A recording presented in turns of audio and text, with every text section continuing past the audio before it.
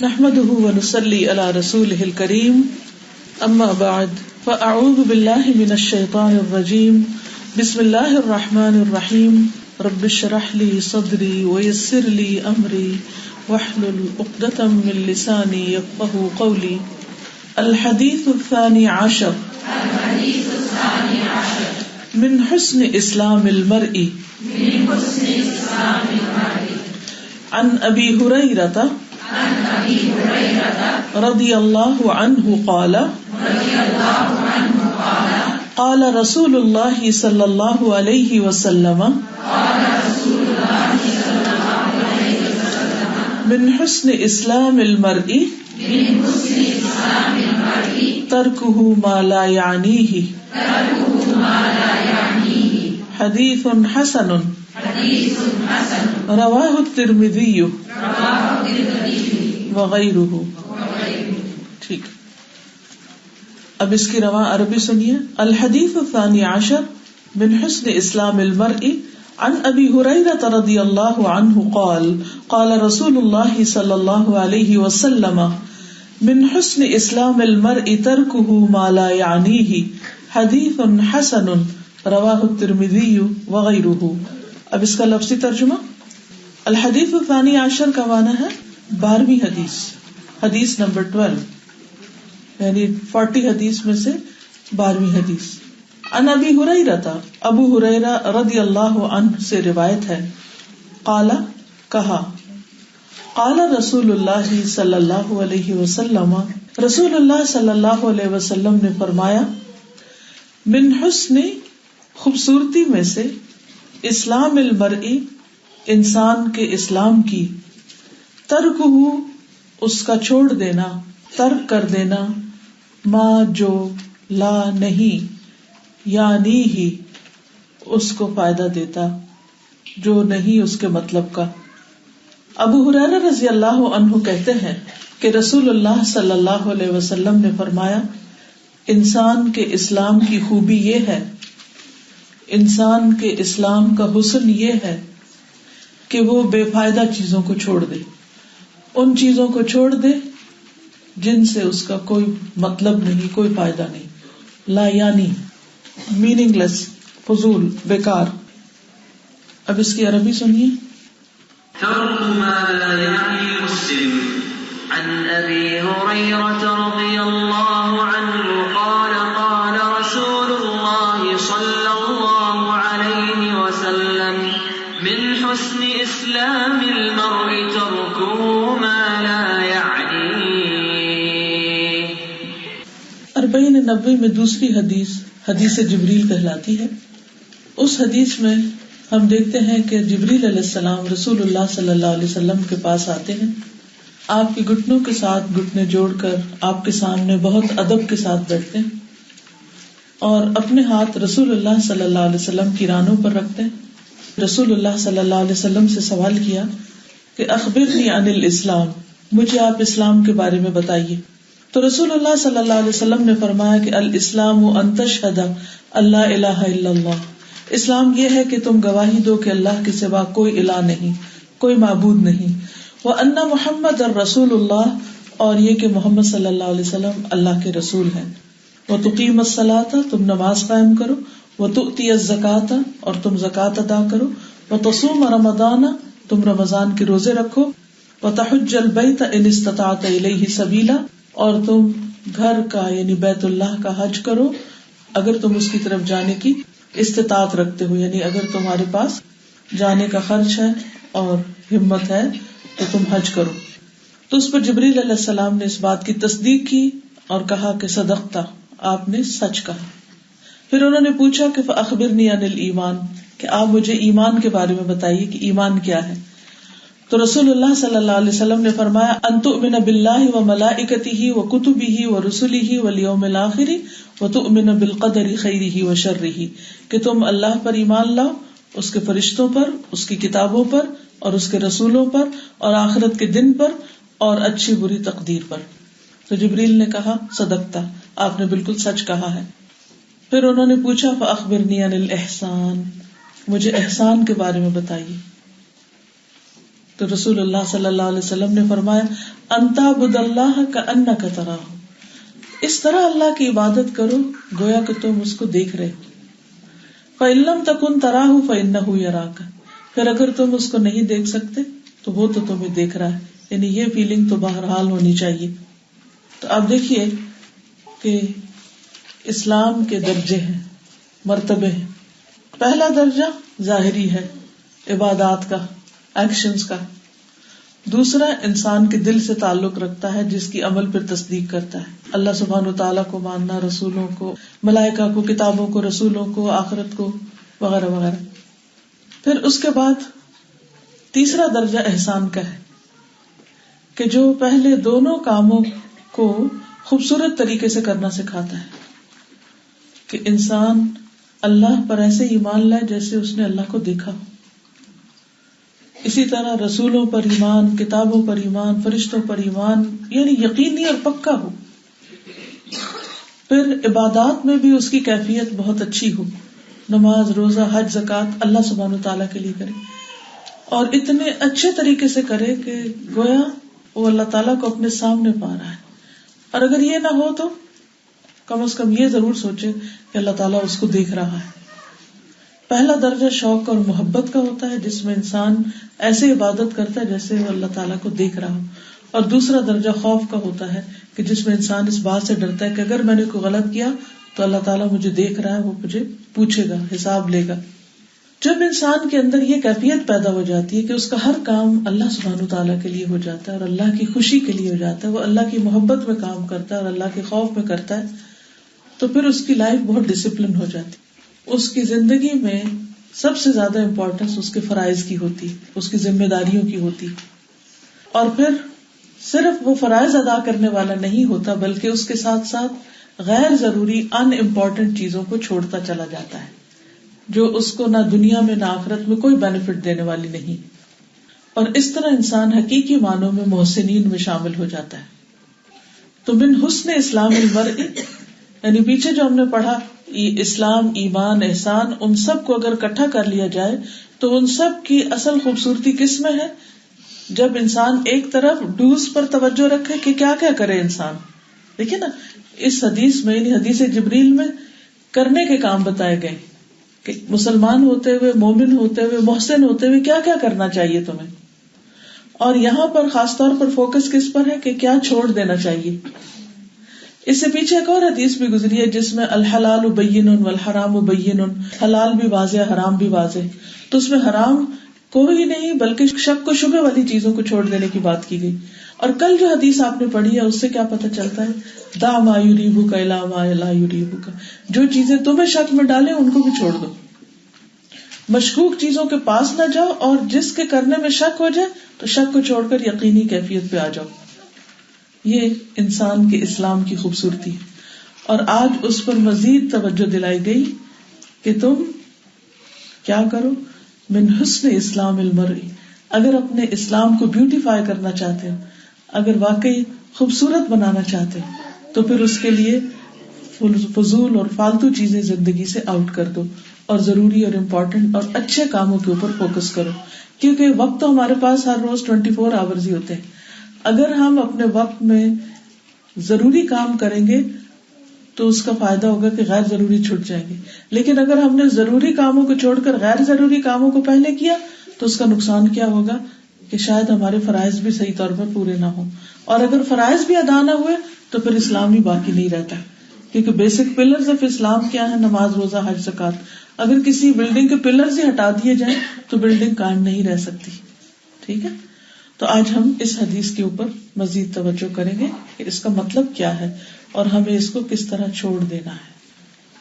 تو اب اس وقت آپ سب کے ساتھ سب چیزیں پچھلی اگلی سب بھول کے اس حدیث کے معنی پر غور کریں تاکہ یہ کہیں ہم حاصل کرنے سے رہ نہ جائیں. تو اس حدیث کی امپورٹنس کیا ہے؟ یہ حدیث ادب کے اصولوں میں ایک اہم اصول ہے. ادب، مینرز. جس طرح ایک انسان کو اس کے ادب، آداب، ایٹیکیٹس، مینرز خوبصورت بناتے ہیں، اسی طرح یہ بات اسلام کو خوبصورت بناتی ہے. یہ اسلام کے آداب میں سے ہے، مینرز میں سے ہے. ابو عمرو ابن صلاح کہتے ہیں کہ نیکی کے آداب کا خلاصہ 4 حدیثوں سے نکلتا ہے۔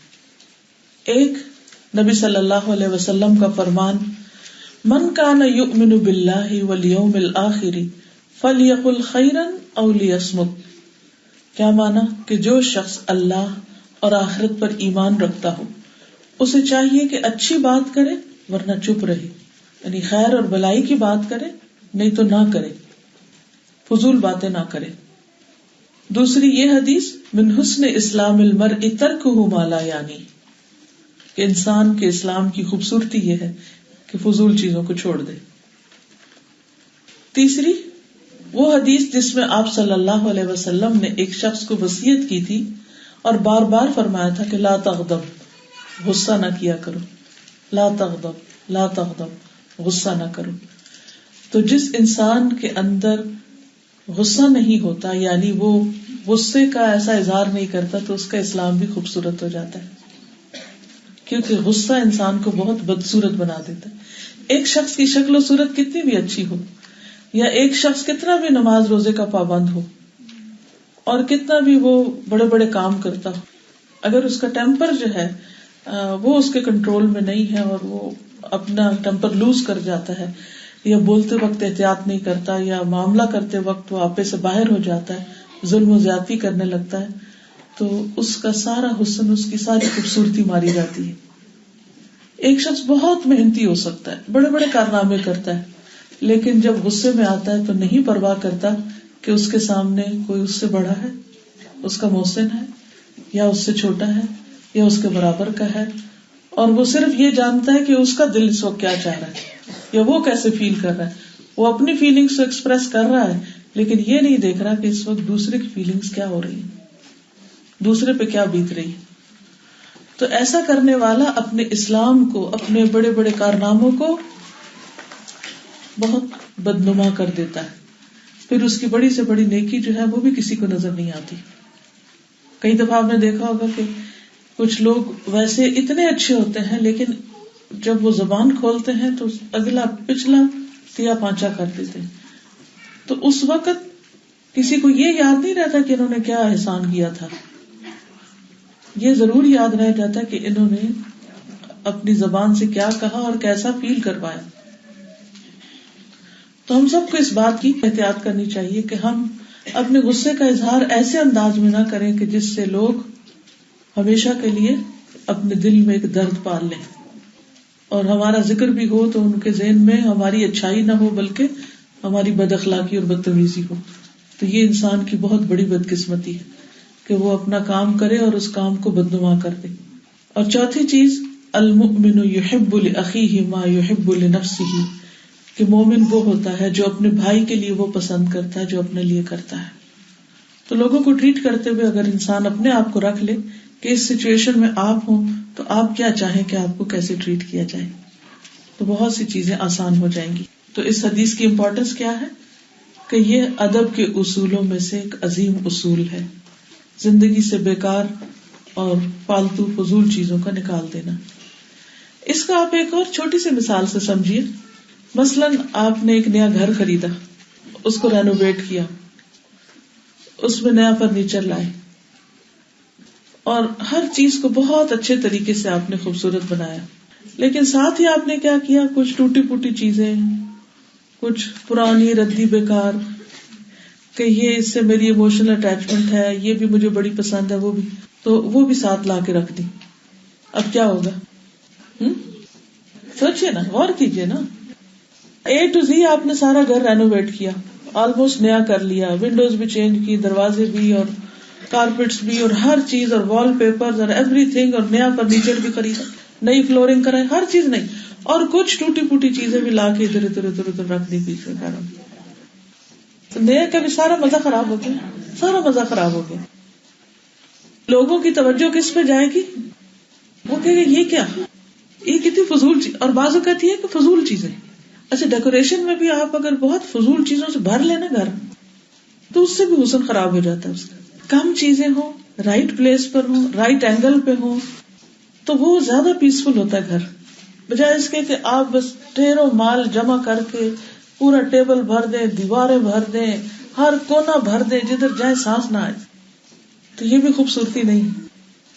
اللہ سبحانہ وتعالیٰ نے ہمیں جب اسلام کی بات کی تو چند چیزوں کی بات کی.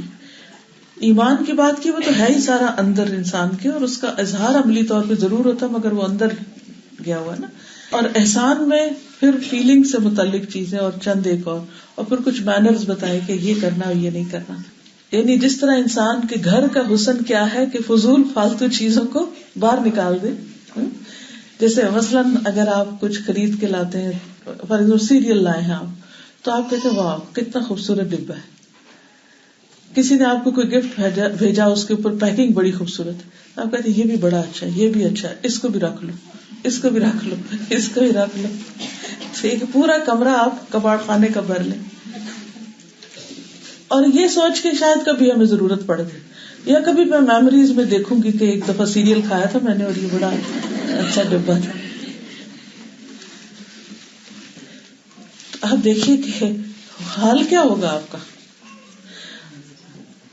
تو جب انسان اصل کو چھوڑ کر، ضروری چیزوں کو چھوڑ کر صرف جنگ کی طرف چلا جاتا ہے، یا جنگ اتنا زیادہ ہو جاتا ہے کہ وہ اصل کو دبا جاتا ہے، تو پھر ساری خوبصورتی ختم ہو جاتی ہے.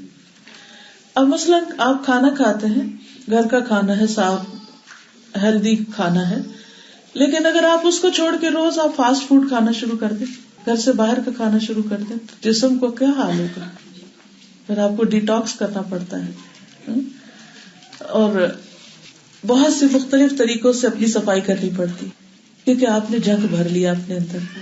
تو اسلام بھی ان چیزوں سے ہمیں روکتا ہے کہ جن سے ہماری خوبصورتی پر اثر پڑتا، لا یعنی جن میں کوئی غذائیت نہیں، کوئی فائدہ نہیں، کوئی مقصد نہیں، ان چیزوں سے دور رہنے کی ضرورت ہے.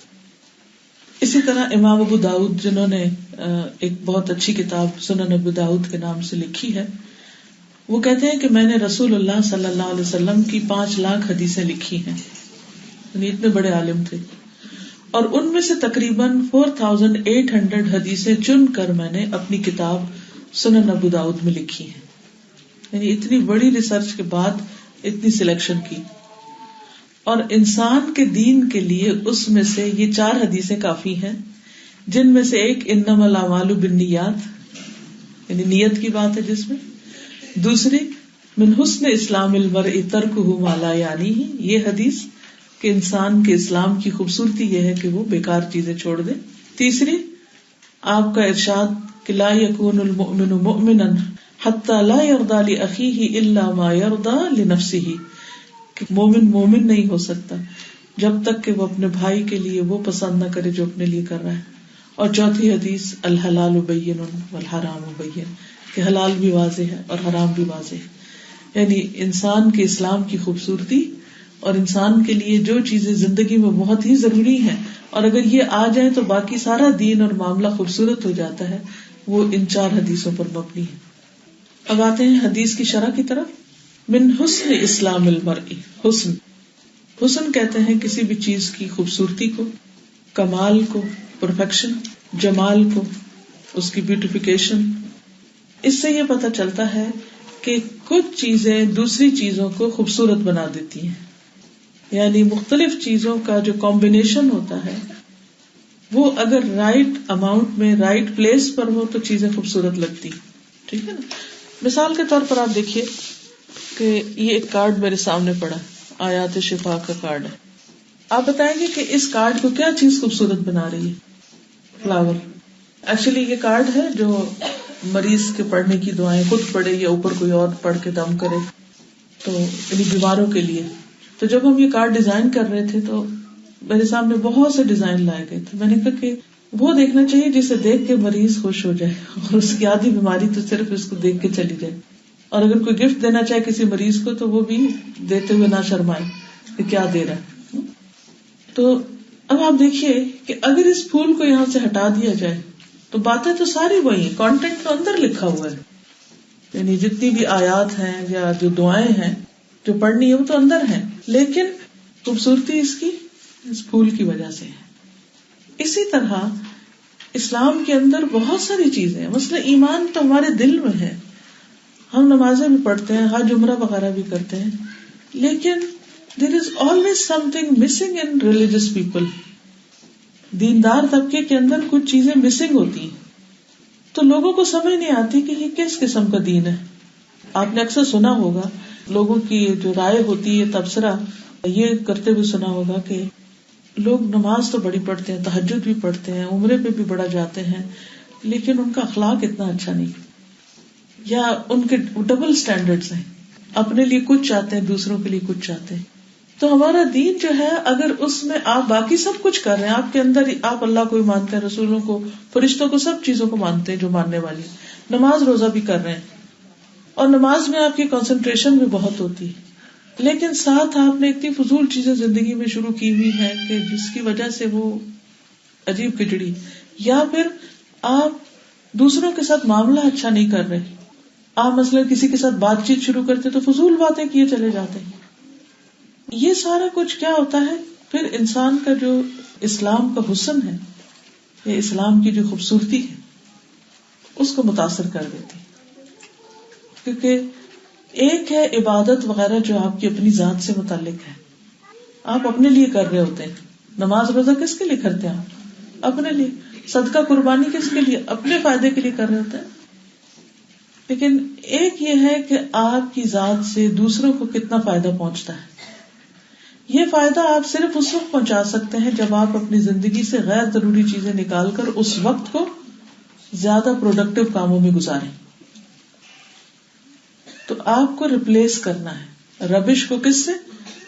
بیوٹیفل چیزوں سے. اور وہ سیکھنا ہے کہ کیا ہوگی, کیا کریں کہ جس سے ہم ریلیجس ہوتے ہوئے پھر دوسروں کے لیے بہت خوشی کا باعث بن جائے, تاکہ لوگوں کو ہمارے دین پر اعتراض بھی کوئی نہ ہو. بہت سے لوگ کہتے ہیں نا کہ ہمارے گھر والے ہمیں as a religious person accept نہیں کرتے. وہ کیوں نہیں کرتے؟ کیونکہ ہم نے ریلیجن کو صرف نماز روزی کی حد تک رکھا ہوا ہے.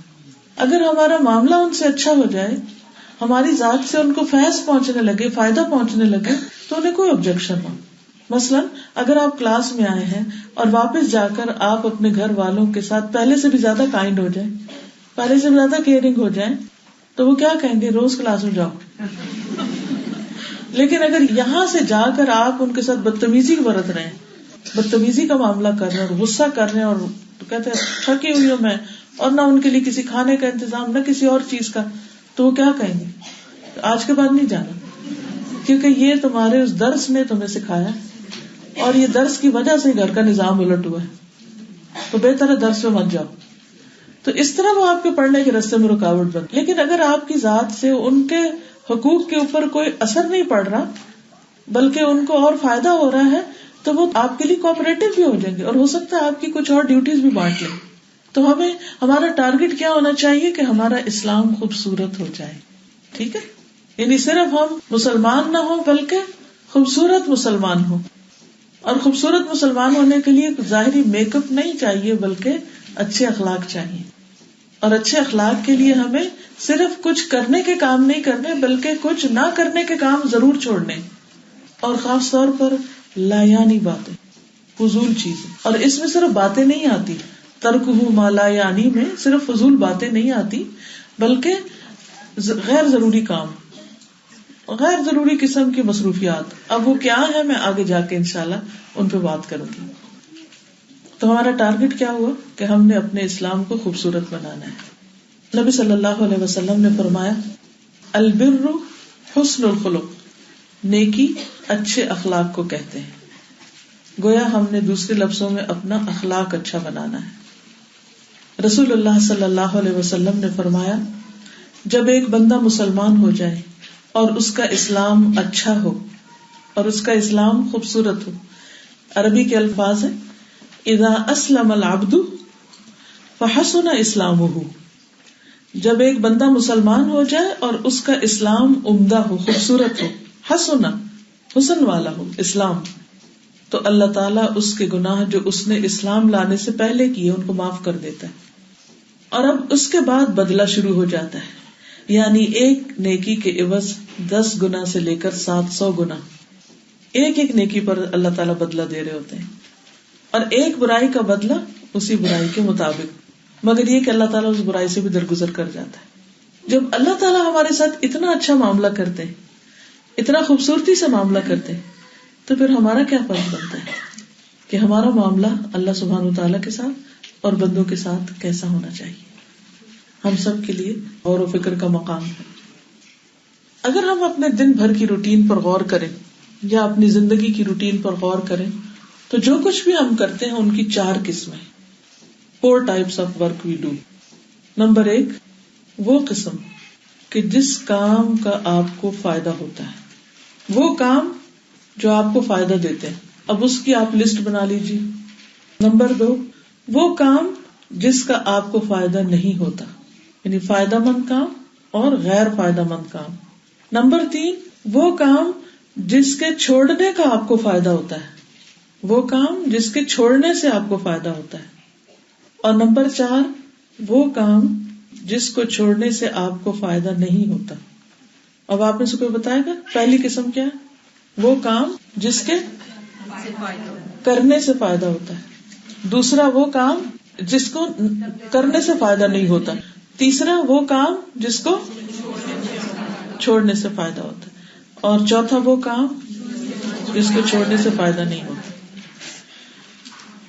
اب ان 4 کیٹیگریز میں آپ کاموں کو بانٹ سکتے ہیں اپنا حساب کر کے, اگر آپ اپنے اسلام کو خوبصورت بنانا چاہتے ہیں. تو جب آپ وہ کام کریں گے جس کا آپ کو فائدہ ہوتا ہے اور وہ کام چھوڑ دیں گے جس کے چھوڑنے کا آپ کو فائدہ ہوتا ہے, تو کیا ہوگا؟ دین خوبصورت ہو جائے گا. لیکن اگر آپ نے وہ کام چھوڑ دیا جس سے آپ کو فائدہ ہوتا ہے اور وہ شروع کر دیا جس کا فائدہ نہیں ہوتا, تو پھر کیا ہوگا؟ تو زندگی خراب ہو جائے گی, یعنی آخرت کے لیے سخت نقصان دہ ہوگا. تو اسلام کے حسن اور جمال کا مطلب کیا ہے کہ اہم کام کرنے ہیں, غیر اہم چھوڑنے, امپورٹنٹ کرنے ہیں, ان امپورٹنٹ چھوڑ دینے.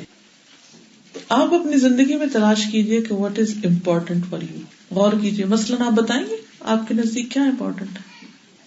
اپنے فرائض کو دیکھیں, ٹھیک ہے, اور آپ پیچھے سے آپ کے نزدیک سب سے امپورٹنٹ بچوں کی تربیت ہے. اب آپ دیکھیے کہ ان سب چیزوں کو 3 اعتبار سے سوچیے.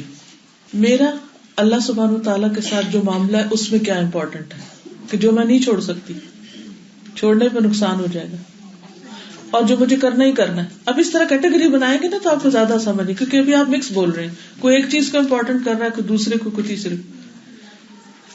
تو اس میں سب سے پہلے یہ کہ اللہ سبحانہ وتعالیٰ کے ساتھ حقوق اللہ میں میرے لیے کیا موسٹ امپورٹنٹ ہے جس کو میں کسی قیمت نہیں چھوڑ سکتی. نماز, روزہ, حج, زکات, جو فرائض ہیں ہمارے, ٹھیک ہے نا. پھر حقوق العباد میں وہ کون سی چیزیں ہیں جن کو میں بالکل نہیں چھوڑ سکتی, جن کو چھوڑا تو پوچھ ہو جائے گی. سب سے پہلے کون ہے؟ والدین ہے, ٹھیک ہے نا. پھر اس کے بعد جب شادی ہو جاتی ہے تو شوہر ہے, پھر بچے ہیں, پھر باقی رشتہ دار وغیرہ آ جاتے ہیں, ٹھیک ہے. تیسری چیز ہے سیلف, اپنی ذات. اپنے بارے میں کون سی چیزیں ہیں کہ جن کو آپ نے چھوڑ دیا تو آپ بیمار پڑ جائیں گے. تو ذات کے بھی حقوق ہیں, بندوں کے بھی حقوق ہیں, اور آپ کے رب کے بھی حقوق ہیں. تو اب اس میں اگر آپ ہر ایک کو پہلے 3 کیٹیگریز بنا لیں, پھر 3 ڈبے بنا کر اس کے بیچ میں لکیر ڈال لیں. اوپر آپ لکھیں ضروری کام, اور اس کے نیچے والی لکیر کے نیچے والے حصے میں لکھیں غیر ضروری کام, ٹھیک ہے. اب یہ ہے اللہ تعالیٰ کے حقوق, یعنی ایک ڈبہ بنائیں جس میں آپ نے حقوق اللہ لکھنے. نمبر 2 جس میں حقوق العباد لکھنے, ضروری کام اور غیر ضروری کام. مثلاً ہم حقوق العباد کے نام پر لمبی لمبی فون کالز کرتے ہیں کہ اس کو بھی پوچھ لو, اس کو بھی, اس کو بھی, اس کو بھی, حالانکہ مطلب کچھ بھی نہیں ہوتا. کبھی اس میں کوئی غلط بیان نہیں, کبھی کوئی اوٹ پٹانگ بات. اور اپنی ذات کے حوالے سے کیا کیا آپ کے لیے امپورٹنٹ ہے اور کیا آپ ایسے ہی لیزینس میں وقت ضائع کر رہے ہیں, کیا چیزیں آپ چھوڑ سکتے ہیں, ٹھیک ہے. چاہے اس میں پھر آپ دیکھیے آپ کا کھانا پینا, اپنی ذات کے حوالے سے کیا کچھ کرتے ہیں, کھانا پینا, آپ کا لباس, آپ کی نیند, آپ کی ایکسرسائز, یا آپ کا جو اور ضروری چیزیں ہیں. تو ان کو آپ خود بیٹھ کے چارٹ بنائیے. میں آپ کو 30 سیکنڈ دے دیتی ہوں, بنائیے ڈبے اپنے کاغذوں پر اور لکھیے ان میں آپ وہ کام جو فائدہ دیتے ہیں، وہ کام جو فائدہ نہیں دیتے، وہ کام جن کو چھوڑنے کا فائدہ ہے، وہ کام جن کو چھوڑنے کا فائدہ نہیں. اب میں چند چیزیں بتاؤں گی تو آپ اپنے ڈبوں کو بھی چیک کر لیجیے گا، اور پھر اس کے بعد جو اس میں آپ نے مزید ڈالنے ہو بعد میں جا کے ڈال لیجیے. جیسے پہلے میں نے بات کی کہ سب سے اہم کام فرائض کی ادائیگی ہے، اور فرائض کی ادائیگی اس طرح کہ کسی کی ہوگا. اس کا معنی یہ ہے کہ وہ مرد جنہیں اللہ کے ذکر سے، نماز قائم کرنے سے، زکوٰۃ دینے سے نہ کوئی تجارت غافل کرتی ہے، نہ کوئی خرید و فروخت، وہ اس دن سے ڈرتے ہیں جس میں دل اور آنکھیں الٹ جائیں گی، تاکہ اللہ ان کو ان کے بہترین کاموں کی جزا دے جو انہوں نے عمل کیے، اور اپنے فضل سے زیادہ بھی دے، کیونکہ انہوں نے صرف فرض پورے نہیں کیے بلکہ اس کو بیوٹیفائی بھی کیا. اور اللہ جس کو چاہتا ہے بے حساب رزق دیتا ہے. یعنی زیادہ رزق کی تلاش میں فرائض سے غفلت نہ برتے، اپنی نماز نہیں چھوڑیں، زکوٰۃ کا دینا نہ بھولے مال کے لالچ میں، اور اللہ کے ذکر کو نہ بھولے. سب سے پہلے اللہ کے ذکر کی بات ہے. یعنی کچھ بھی ہو، کتنے بھی انٹرسٹ کی چیز ہو، لیکن انہیں نہ اللہ کا ذکر بھولتا، نہ نماز کا وقت بھولتا، اور نہ اللہ کے راستے میں دینا بھولتا. جو لوگ ان فرائض کی پابندی کریں گے، ان اہم چیزوں کو ادا کریں گے، اللہ تعالیٰ ان کو ان کا بدلہ بھی دے گا اور زیادہ بھی دے گا. لیکن اگر کوئی شخص ویسے ہی جب جی چاہ صدقہ خیرات کر دیا، جب جی چاہ کوئی کام کر لیا، لیکن زکوٰۃ نہیں دی پراپر، یا نماز نہیں پڑھی، جب ویسے دل چاہ نفل وغیرہ ادا کر لیے، یا رمضان میں یا جمعے کے دن، تو یہ کافی نہیں ہے. کتنی بھی مصروفیت ہو، کتنے بھی آپ بزی ہوں، لیکن ان فرائض کو نہیں چھوڑنا. دیز آر موسٹ امپورٹنٹ چیز، most important thing in your life. اور فرائض سے آگے کسی بھی چیز کو امپورٹنس نہیں دینا. اس بارے میں حضرت عائشہ فرماتی ہیں، جب ان سے پوچھا گیا کہ حضور صلی اللہ علیہ وسلم اپنے گھر میں کیا کیا کرتے تھے، تو حضرت عائشہ نے فرمایا کہ آپ گھر کے کام کاج میں مصروف ہوتے. یعنی جب گھر آتے تھے تو ایسے بیٹھے نہیں رہتے تھے، بلکہ کچھ نہ کچھ کرتے تھے. لیکن جب نماز کا وقت ہو جاتا تو نماز کے لیے اٹھ کھڑے ہوتے تھے، سب کام چھوڑ دیتے تھے. ہم اپنے آپ سے سوال کریں، کیا ہمیں یہ عادت پڑ گئی کہ نماز کا وقت آتے ہی باقی چیزیں چھوڑیں اور نماز کے لیے اٹھ جائیں؟ اگر نہیں تو اس کو ہمیں اپنے ٹارگٹ پہ رکھنا کہ یہ میں نے اپنے اندر لانا ہے. اگر یہ نہیں آئی تو اسلام خوبصورت نہیں ہوا.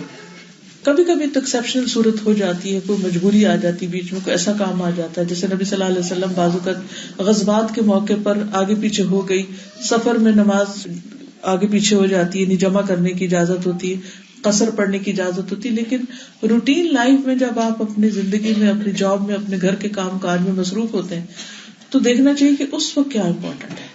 کہیں ایسا نہ ہو کہ آپ ساری زندگی نمازیں چھوڑ چھوڑ کے جاب کریں، فل ٹائم جاب کریں، اور اس میں آپ پیسے تو خوب بنا لیں، لیکن آپ کی اپنی زندگی جو ہے وہ بیکار ہو اللہ کی نظر میں، کہ آپ نے اللہ ہی کا حق ادا نہیں کیا جس کے لیے اس نے آپ کو پیدا کیا تھا، یعنی اس کی عبادت نہیں کی. تو آپ کتنا کچھ بھی بنا لیں گے، آپ کو سکون حاصل نہیں ہوگا. اور جن بچوں کے لیے آپ چھوڑ جائیں گے ان کو اس کی قدر نہیں ہوگی. تو اس لیے فرائض پر کوئی کمپرومائز نہیں، کوئی کمپرومائز نہیں. فرائض کی ادائیگی کے بغیر اسلام خوبصورت نہیں ہوتا. دس از نمبر 1. اور دوسری بات یہ ہے کہ صرف ایسا نہیں کہ اسلام پورا نہیں ہوتا، بلکہ اگر فرائض چھوڑ دیے تو اس پر پکڑ بھی بڑی سخت ہے، اس پر پکڑ بہت سخت ہے. اب اس سلسلے میں آپ دیکھیے کہ سورۃ مریم میں اللہ سبحانہ وتعالی کیا فرماتے ہیں. نبی صلی اللہ علیہ وسلم نے فرمایا 60 سال بعد، یعنی میرے 60 سال بعد ایسے جانشین پیدا ہوں گے جو نماز کو ضائع کر دیں گے اور اپنی خواہشات کی پیروی کریں گے اور جہنم کے گڑھے میں جا گریں گے. خواہشات کی پیروی کیا ہوتی ہے کہ کبھی نیند، سونے کو اٹھنے کو دل نہیں چاہ رہا، اور اسی طرح کبھی بات چیت، کبھی کوئی مہمان آ گیا ہے، کبھی کہیں جانا ہے، کبھی اور کوئی شغل ملا ہے، کبھی جاب ہے. بعض اوقات ہم صرف دل بہلانے کے لیے ڈرامے وغیرہ دیکھتے رہتے ہیں اور اپنا وقت پاس کرتے رہتے ہیں. اب کیا ہوتا ہے اچھا ذرا یہاں سے دیکھ لوں ابھی یہ. اور نماز اس میں اگر پڑھتے بھی ہیں تو کیسے پڑھتے ہیں؟ جو کمرشل بریک آتی ہے اس میں جا کے جلدی سے 2 ٹکرے مار لی اور اس میں اللہ کو کچھ بھی یاد نہ کیا, صرف ڈیوٹی پوری کر کے آ گئے. کیا اللہ تعالیٰ دیکھتے نہیں کہ ہم کیا کر رہے ہیں؟ اپنی مرضی کی چیز دیکھنے کے لیے, اپنی خواہش کے لیے تو ہم نے سارا احسن وقت لگا دیا, اور جب اللہ کی عبادت کی باری آئی تو بس ٹال مٹول کر کے آ گئے. نبی صلی اللہ علیہ وسلم کی اپنی مثال ہے, کانا یذکر اللہ فی کل احیان, ہر وقت آپ اللہ کا ذکر کر رہے ہوتے تھے, کچھ بھی کر رہے ہوتے تھے. ضروری میں آپ دیکھیے کہ جو نبی صلی اللہ علیہ وسلم کی دعائیں ہیں, جیسے صبح شام کی ہیں, اور اس کے علاوہ جیسے فرض نمازوں کے علاوہ تسبیحات ہیں, اور جیسے ہر موقع کی دعا ہے, جیسے گھر میں داخل ہو رہے ہیں, گھر سے نکل رہے ہیں, گاڑی میں بیٹھ رہے ہیں, گاڑی سے نکل رہے ہیں, ٹوائلٹ کے اندر جا رہے ہیں, اس سے پہلے باہر نکل کے آپ پڑھتے ہیں, وضو سے پہلے پڑھتے ہیں, وضو کے درمیان کی کوئی دعائیں نہیں ہے اس طرح, اس کے بعد کی ہیں, پھر نماز تو خود دعا ہے, پھر نماز کے بعد کی ہے, پھر کھانا کھانے سے پہلے, کھانا کھانے کے بعد ہے, ٹھیک ہے, چھینک آنے پر ہے, سونے پر ہے, سو کر اٹھنے پر ہے. جی ہاں, یہ ضروری چیزیں جی, کیونکہ ان الصلاۃ کانت علی المؤمنین کتابا موقوتا.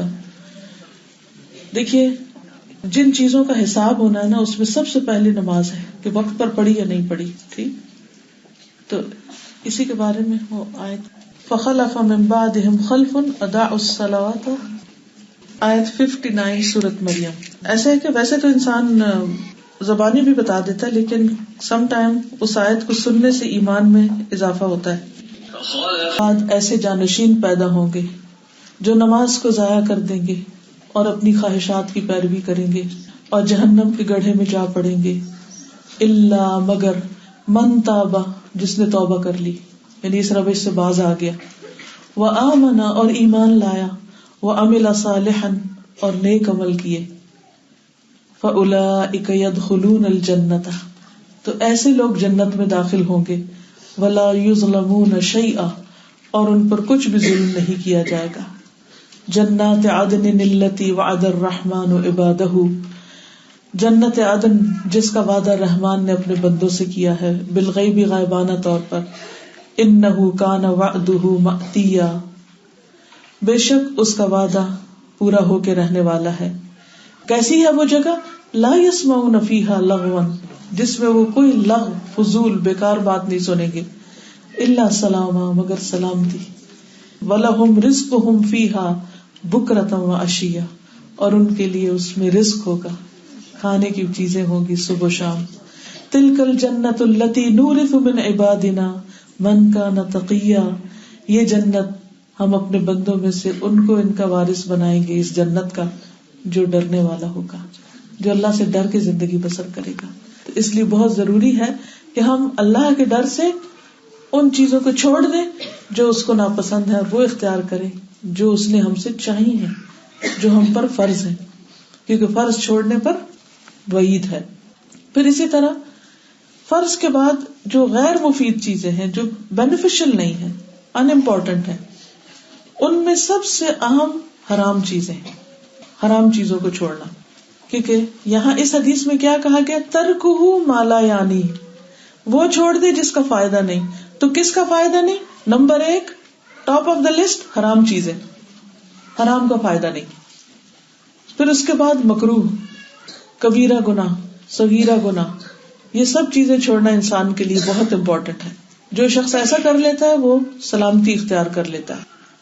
تو اگر کوئی شخص کچھ نیکی کے کام کرے اور کچھ برے کام کرے تو اس کے اسلام کی تصویر جو ہے وہ خوبصورت نہیں رہتی, کیونکہ بعض اوقات بہت سا اچھا کام کرنے کے بعد اگر انسان ایک غلط کام مستقل طور پر کر رہا ہے, مثلا غیبت کرتا چلا جا رہا ہے, یا جھوٹ بول رہا ہے, یا دوسروں کو دھوکہ دے رہا ہے, یا کوئی اور اس طرح کی چیز ہے, یا فضول باتیں کر کے اپنے دل کو سخت بنا رہا ہے, تو اس سے کیا ہوگا, وہ کیے کرائے پہ پانی پھر جائے. مثلا کوئی مثال دیں گے آپ کہ آپ نے بہت محنت سے کھانا پکایا, لیکن اینڈ میں جب آپ نے دم پہ رکھا ہوا تھا, آپ کو 10 منٹ کے بعد چولہا بند کرنا تھا, لیکن آپ نے وہ نہیں کیا, کیا ہوگا؟ جل جائے، اور ہو سکتا ہے کہ وہ ایسا جلے کہ وہ سارے کھانے کے اندر اس کی بساط آ جائے. تو اب آپ دیکھیے کہ آپ نے گھنٹے لگا کے ایک چیز بنائی اور 10 منٹ کی غفلت سے سب کچھ خراب کر لیا.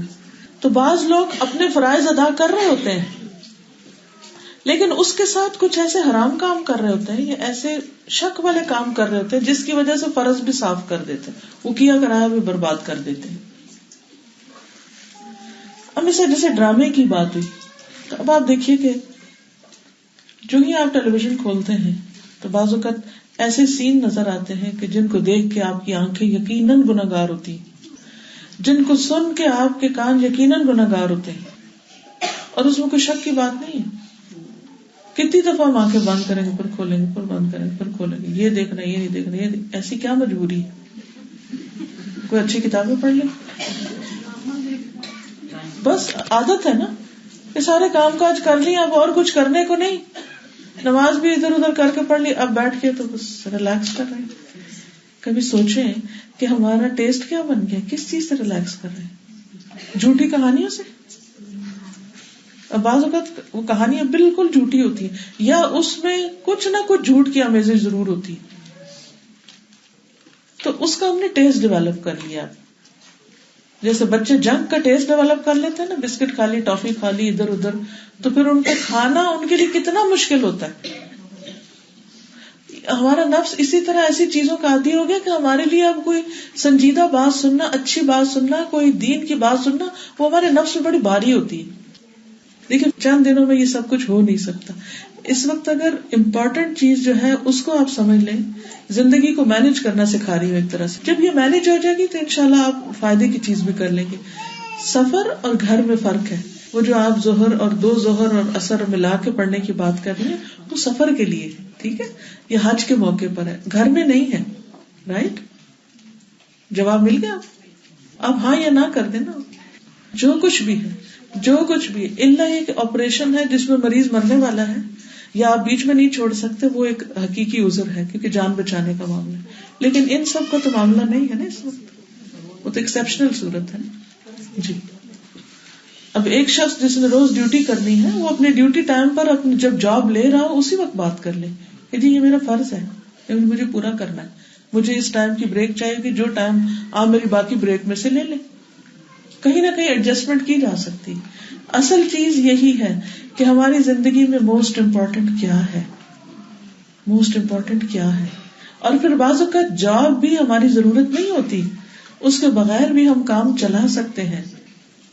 وہ ہم صرف وہ بھی اس لیے کر رہے ہوتے ہیں کہ ہمیں عادت پڑ گئی ہے اور ہمیں مزہ آتا ہے کہ ہمارے پاس ایکسٹرا پیسے ہوں. وہ that is not a need. اس کے بغیر بھی ہم ایک منیمم زندگی بسر کر سکتے ہیں. لیکن ہم کیا ایسا حوالہ میں لے کر جائیں گے اللہ تعالیٰ کے پاس کہ جس میں ہر روز نماز late late late late late late, ہر روز کی کتاب الٹی جائے قیامت کے دن، اور فرض ہی نہیں ہے. جیسے آپ کی ڈیوٹی پر کچھ چیزیں آپ کی ڈیوٹی کا حصہ ہوتی ہیں، اگر ڈیلی آپ اس میں کوتاہی کر رہے ہیں تو دس از ناٹ رائٹ. کبھی تو ایکسیپشنل صورت ہو سکتی لیکن ہر روز کی نہیں ہو سکتی. پھر اس کے بعد آپ دیکھیے وہ کام کرنا جن میں فائدہ ہو، فائدہ دینے والے کام. فائدہ دینے والے کام کون سے ہیں؟ اب نماز وغیرہ کے علاوہ، نماز تو فرض ہے، یعنی جیسے میں نے عرض کیا نا کہ فائدہ دینے والے کاموں میں سب سے اہم فرائض ہیں، چھوڑنے والے کاموں میں سب سے اہم حرام کام ہے. ٹھیک ہے، اب اس کے بعد کیٹیگری نمبر 1 تو گزر گئی فرائض کی. اب نمبر 2 وہ چیزیں جو ہمیں زندگی میں فائدہ دیتی ہیں. مثلا نبی صلی اللہ علیہ وسلم نے دعا سکھائی ہے، اللہم انی اسألک علما نافعا، اے اللہ میں تجھ سے فائدہ مند علم کا سوال کرتا ہوں، وہ علم جس سے مجھے فائدہ ہو. اب دیکھیے کہ بعض اوقات ہمارے بچے یونیورسٹی ڈگری کر رہے تھے، 4 سال لگاتے اور کبھی اس سے بھی زیادہ، لیکن اس کے بعد کبھی اس فیلڈ میں کوئی کام نہیں کرتے. ہو سکتا ہے آپ لیڈیز میں سے بھی کچھ نے زندگی کے جوانی کے 4 سال 6 سال دن رات ایک کر کے نمازیں بھی چھوڑ، اس کو چھوڑ اس کو چھوڑ، گھر والوں کو چھوڑ، کیا کچھ نہیں پڑا، اور اس کے بعد اس سب کو بھلا دیا. کچھ فائدہ نہیں اٹھایا، اس علم کو استعمال ہی نہیں کیا، نہ اس کو آگے کنٹینیو کیا. بعض اوقات لوگ میڈیکل کی ڈگری لے لیتے ہیں، ڈاکٹر بن جاتے ہیں، MBBS کر لیتے ہیں، اور ڈگریاں کر لیتے ہیں، لیکن اس کے بعد پھر کیا کرتے ہیں؟ صرف ڈگری لے لیتے ہیں، نام کے ساتھ لگا لیتے ہیں ڈاکٹر، اور پھر گھر بیٹھ جاتے ہیں، پلٹ کے نہیں کھولتے اس کسی چیز کو، نہ کسی کو کوئی فائدہ پہنچاتے ہیں. تو کچھ بھی کرتے وقت یہ ضرور سوچئے کہ جو کچھ میں اس وقت کر رہا ہوں اس کا مقصد کیا ہے؟ کیا یہ علم جو میں حاصل کر رہا ہوں یہ میرے لیے فائدہ مند ہے؟ مثلا اس وقت بھی آپ کی چوائس ہے، آپ کو کوئی زبردستی یہاں نہیں لائے. اگر آپ سمجھ رہے ہیں کہ آپ کو اس علم سے کوئی فائدہ نہیں ہو رہا تو آپ چھوڑ کے جا سکتے ہیں کہ یہ بھی وقت آپ کی زندگی میں قیمتی. تو کوئی بھی کام کسی بھی جگہ آپ جاتے ہیں، کسی شادی میں، پارٹی میں، تو اس میں یہ نہیں کہ ان لمیٹڈ ٹائم کے لیے بس چلے جائیں اور دن گزارتے رہیں بیٹھ کے. ہر چیز کی ایک حد ہونی چاہیے، اور یہ ضرور دیکھنا چاہیے کہ اس میں میری آخرت کا کیا فائدہ ہے. بعض اوقات ہم صرف فار سیک آف ادرز بیٹھے رہتے ہیں کہ وہ کیا کہیں گے کہ بیٹھے نہیں. مثلاً ہمارے یہاں تعزیت جو ہے، کوئی فوت ہو جائے تو اس کے بعد کیا کرتے ہیں؟ دنوں بھر بیٹھے رہتے ہیں، روز بیٹھ جاتے ہیں، جا کے گھنٹوں بیٹھے رہتے ہیں، حالانکہ اس بیٹھنے کا کوئی مقصد نہیں ہے. نہ ہم ان کو فائدہ دے رہے ہوتے ہیں، نہ بلکہ الٹا ان میں بوجھ بنے ہوئے ہوتے ہیں کہ وہ ہماری خدمت میں لگ جاتے ہیں بیچارے، کہ جن کے اوپر غم کا پہاڑ ٹوٹا، کچھ دن وہ ہاسپٹل میں مریض کے ساتھ تھے، ان کی نیند ڈسٹرب ہے، تھکے ہوئے ہیں، پھر وہ فوت ہو گیا تو جسمانی صدمے کے ساتھ اب روحانی اور جذباتی صدمہ بھی ہے. اوپر سے بعض اوقات اگر کسی کا ہسبینڈ فوت ہو جائے یا کوئی ایسا کہ مال کا بھی مسئلہ پڑ جائے، تو اب یہ کلچر کیا ہے کہ جا کے بیٹھ جاؤ دوسرے کے گھر، ادھر چائے کھانا پینا، نہ گھر والوں کو آرام، نہ ان کو ہماری کسی وجود سے فائدہ یا سکون، بلکہ وہ بےچارے انتظار کر رہے تھے کہ کس وقت یہ یہاں سے جائیں تاکہ ہم بھی کوئی اور ضروری کام کریں. یہ رسم و رواج جو ہم نے خود ہی بنا رکھے ہیں، جن میں نہ میت کے پیچھے والوں کا فائدہ نہ ہمارا اپنا کوئی فائدہ، بس صرف ایک رسم دنیا کی خاطر ہم بیٹھے رہتے ہیں. تو اس پر بھی ہمیں غور کرنے کی ضرورت ہے کہ میں اگر کسی کے گھر میں گئی تو میں کیا فائدہ پہنچا رہی ہوں، یا ان کی کسی بات سے مجھے کیا فائدہ ہو رہا ہے. اور اگر نہیں ہو رہا تو اس قسم کی غیر ضروری سوشلائزنگ جو ہے یہ ختم کر دینی چاہیے. تو فرائض کے بعد وہ کام جن میں فائدہ ہے ان میں سب سے پہلے علم نافع، بلکہ علم حاصل کرنا بذات خود ایک فریضہ ہے.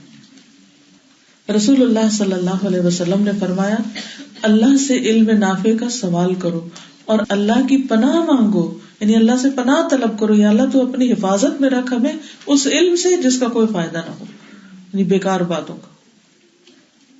اب اس میں آپ دیکھیے کہ مثلاً آپ کچھ بھی سیکھ رہے ہیں تو دیکھیے اس سے آپ کو کیا فائدہ ہوگا، آپ کے مقصد میں کتنا فائدہ مند ہوگا، اور اگر کوئی فائدہ نہیں تو اس کو چھوڑ دینے میں ہی فائدہ ہے.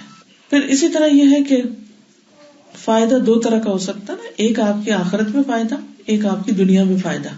دنیا میں رہنے کے لیے بھی انسان کو کچھ علم، کچھ ہنر، کچھ چیزیں چاہیے ہوتی ہیں. اگر آپ کوئی ایسی اسکل سیکھ رہے ہیں جس سے آپ دنیا میں کچھ فائدہ اٹھا سکتے ہیں، رزق حلال کما سکتے ہیں، تو کوئی بات نہیں، آپ ضرور کمائیے. تو ایسی چیزیں سیکھیں کہ جس سے فائدہ ہو.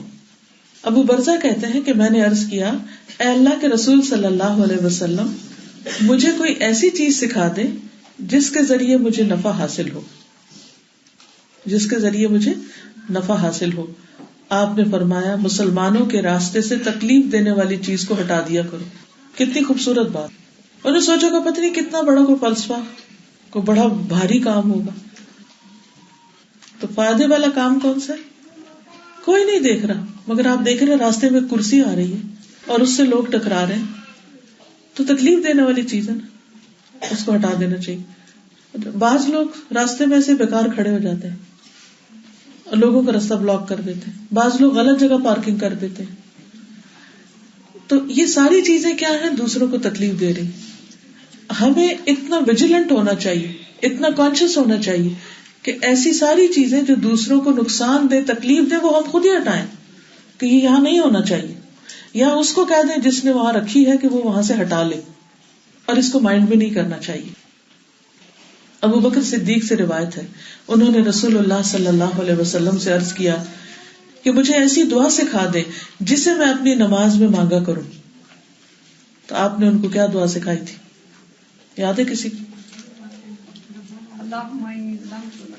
اللہم انی ظلمت نفسی ظلما کثیرا ولا یغفر الذنوب الا انت فاغفر لی مغفرۃ من عندک وارحمنی انک انت الغفور الرحیم. ٹھیک ہے، تو یہ دعا کہاں پڑھتے ہیں؟ کوئی بتائے گا آپ میں سے کس جگہ پڑھتے ہیں؟ تشہد کے بعد، درود شریف کے بعد. اس کو بھی یاد کر لیجیے، بہت ہی عمدہ دعا ہے. اسی طرح بعض اوقات عبادت کے کام ہوتے ہیں لیکن اس سے ہمیں کچھ اور طرح کا نقصان ہو رہا ہوتا ہے، جیسے نوافل وغیرہ کے کام ہے. تو نفل کیا ہے؟ وہ بھی ایکسٹرا ہے نا. رات کی عبادت اچھی چیز ہے، نفلی روزہ فائدے کی چیز ہے، لیکن اگر کوئی شخص اتنے نفل پڑھنے شروع کر دیتا ہے کہ جس سے وہ بالکل آرام نہیں کرتا اور اس کی وجہ سے وہ صبح فجر کی نماز ہی قضا کر بیٹھتا ہے، یعنی رات بھر اس نے نفلیں پڑھی اور رات کے آخری حصے میں سو گیا اور فرض قضا کرے، تو یہ بھی فائدے کی چیز نہیں ہے.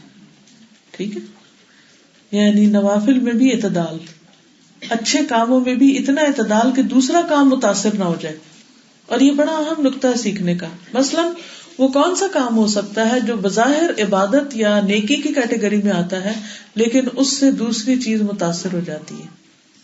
اس کو کس طرح آپ ریگولر کریں گے یا کس طرح اس کو ایک حد کے اندر لائیں گے. مثال کے طور پر مثلا ایگزام کی تیاری میں آپ پوری رات جاگے اور صبح نماز گئی اور پھر جب کلاس میں بیٹھے تو سونے لگ گئے اور اس وقت وہ تو دماغ سے ہی اڑ گیا کیونکہ آپ نے ریسٹ ہی نہیں لیا ہوا تھا. اب ایک طرف تو آپ نے اتنا زیادہ پڑھا اور دوسری طرف جہاں ضرورت تھی وہاں آپ کو آئے ہی کچھ نہ، کیا فائدہ؟ تو اس کو بھی آپ کو کیا کرنا ہے؟ اعتدال میں لانا ہے، اس حد سے آگے نہیں کرنا ورنہ وہ فائدہ مند نہیں رہے گا. عبداللہ بن عمر کہتے ہیں کہ رسول اللہ صلی اللہ علیہ وسلم نے مجھ سے فرمایا، کیا مجھے خبر نہیں دی گئی، مجھے پتا چلا ہے کہ تم رات بھر قیام کرتے رہتے ہو، پوری رات کھڑے رہتے ہو اور دن کو روزہ رکھ لیتے ہو. تو میں نے عرض کیا جی ہاں میں ایسا ہی کرتا ہوں. یہ صحابہ کا شوق عبادت دیکھیے آپ نے فرمایا جب تم اس طرح کرو گے تو تمہاری آنکھیں خراب ہو جائیں گی، تمہارا نفس کمزور ہو جائے گا، تمہاری آنکھوں کا بھی تم پر حق ہے اور تمہارے نفس کا بھی تم پر حق ہے اور تمہارے گھر والوں کا بھی تم پر حق ہے. یعنی پوری رات عبادت مت کرو. خود نبی صلی اللہ علیہ وسلم پوری رات جاگتے نہیں تھے، پوری رات نہیں جاگتے تھے، ہمیشہ روزے سے نہیں ہوتے تھے، روزہ رکھتے بھی تھے اور نہیں بھی رکھتے تھے. بعض لوگوں کی عادت ہوتی ہے جب ایک کام میں لگتے ہیں تو باقی سب کام بھول جاتے ہیں، تو ایسا نہیں ہونا چاہیے. اسی طرح فائدہ مند علوم میں سے کون سا علم ہے؟ مثلا طب کا علم، طب یعنی ڈاکٹر بننا. مثلا شفا سے مروی ہے کہ ایک مرتبہ نبی صلی اللہ علیہ وسلم ان کے پاس تشریف لائے تو میں حضرت حفصہ کے پاس تھی، ان کی اہلیہ. تو آپ نے مجھ سے فرمایا کہ یہ دم حفصہ کو بھی سکھا دو جیسے تم نے انہیں کتابت سکھائی نہیں، لکھنا سکھایا تو اب ان کو یہ دم کرنا بھی سکھا دو. تو اس سے کیا پتا چلتا ہے کہ اگر کوئی بیمار ہو اور آپ اس کو دم کر سکیں یا آپ اس کو کوئی دوا دے سکیں تو یہ فائدہ مند علم ہے. ٹھیک ہے، لیکن اگر آپ ڈاکٹر بن چکے اور اس کے بعد آپ ایک جاب کرتے ہیں اور جاب پر ایک اور جاب کرتے ہیں اور نہ دن دیکھتے ہیں نہ رات دیکھتے ہیں نہ نماز دیکھتے ہیں نہ روزہ دیکھتے ہیں اور صرف پیسوں کی خاطر آپ کیے چلے جا رہے ہیں، تو اب آپ کی نیت فائدہ پہنچانا نہیں، اب آپ کی نیت زیادہ مال کمانا ہو گیا. اب یہاں خرابی آ جائے گی. تو اس میں اس حصے کو کٹ ڈاؤن کرنا ہے کہ جہاں اللہ تعالیٰ کے حقوق بھی متاثر نہ ہو اور گھر والوں کے بھی نہ ہو.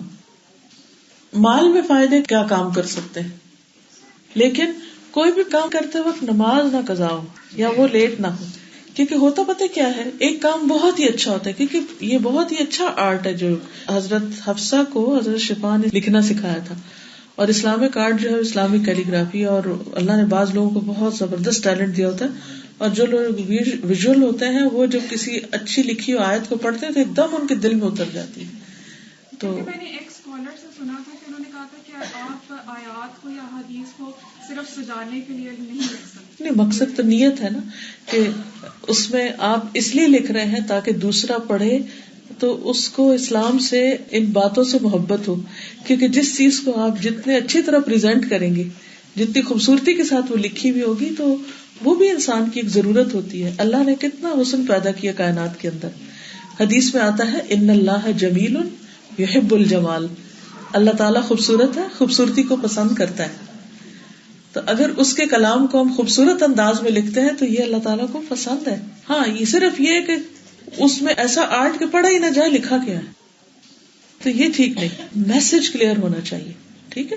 پھر اس میں آپ دیکھیے کہ مال میں کیا فائدے کی چیز ہے کہ انسان حلال طریقے سے اس کو کمائے اور پھر اللہ کے راستے میں خرچ کرے، یہ تو پسندیدہ ہے. لیکن اگر حرام راستے سے کما رہا ہے اور صرف اپنے لیے جمع کر رہا ہے تو یہ ناپسندیدہ ہے، یہ نہیں ہونا چاہیے. پھر عزت کی بات ہے، عزت، اپنی آبرو عزت.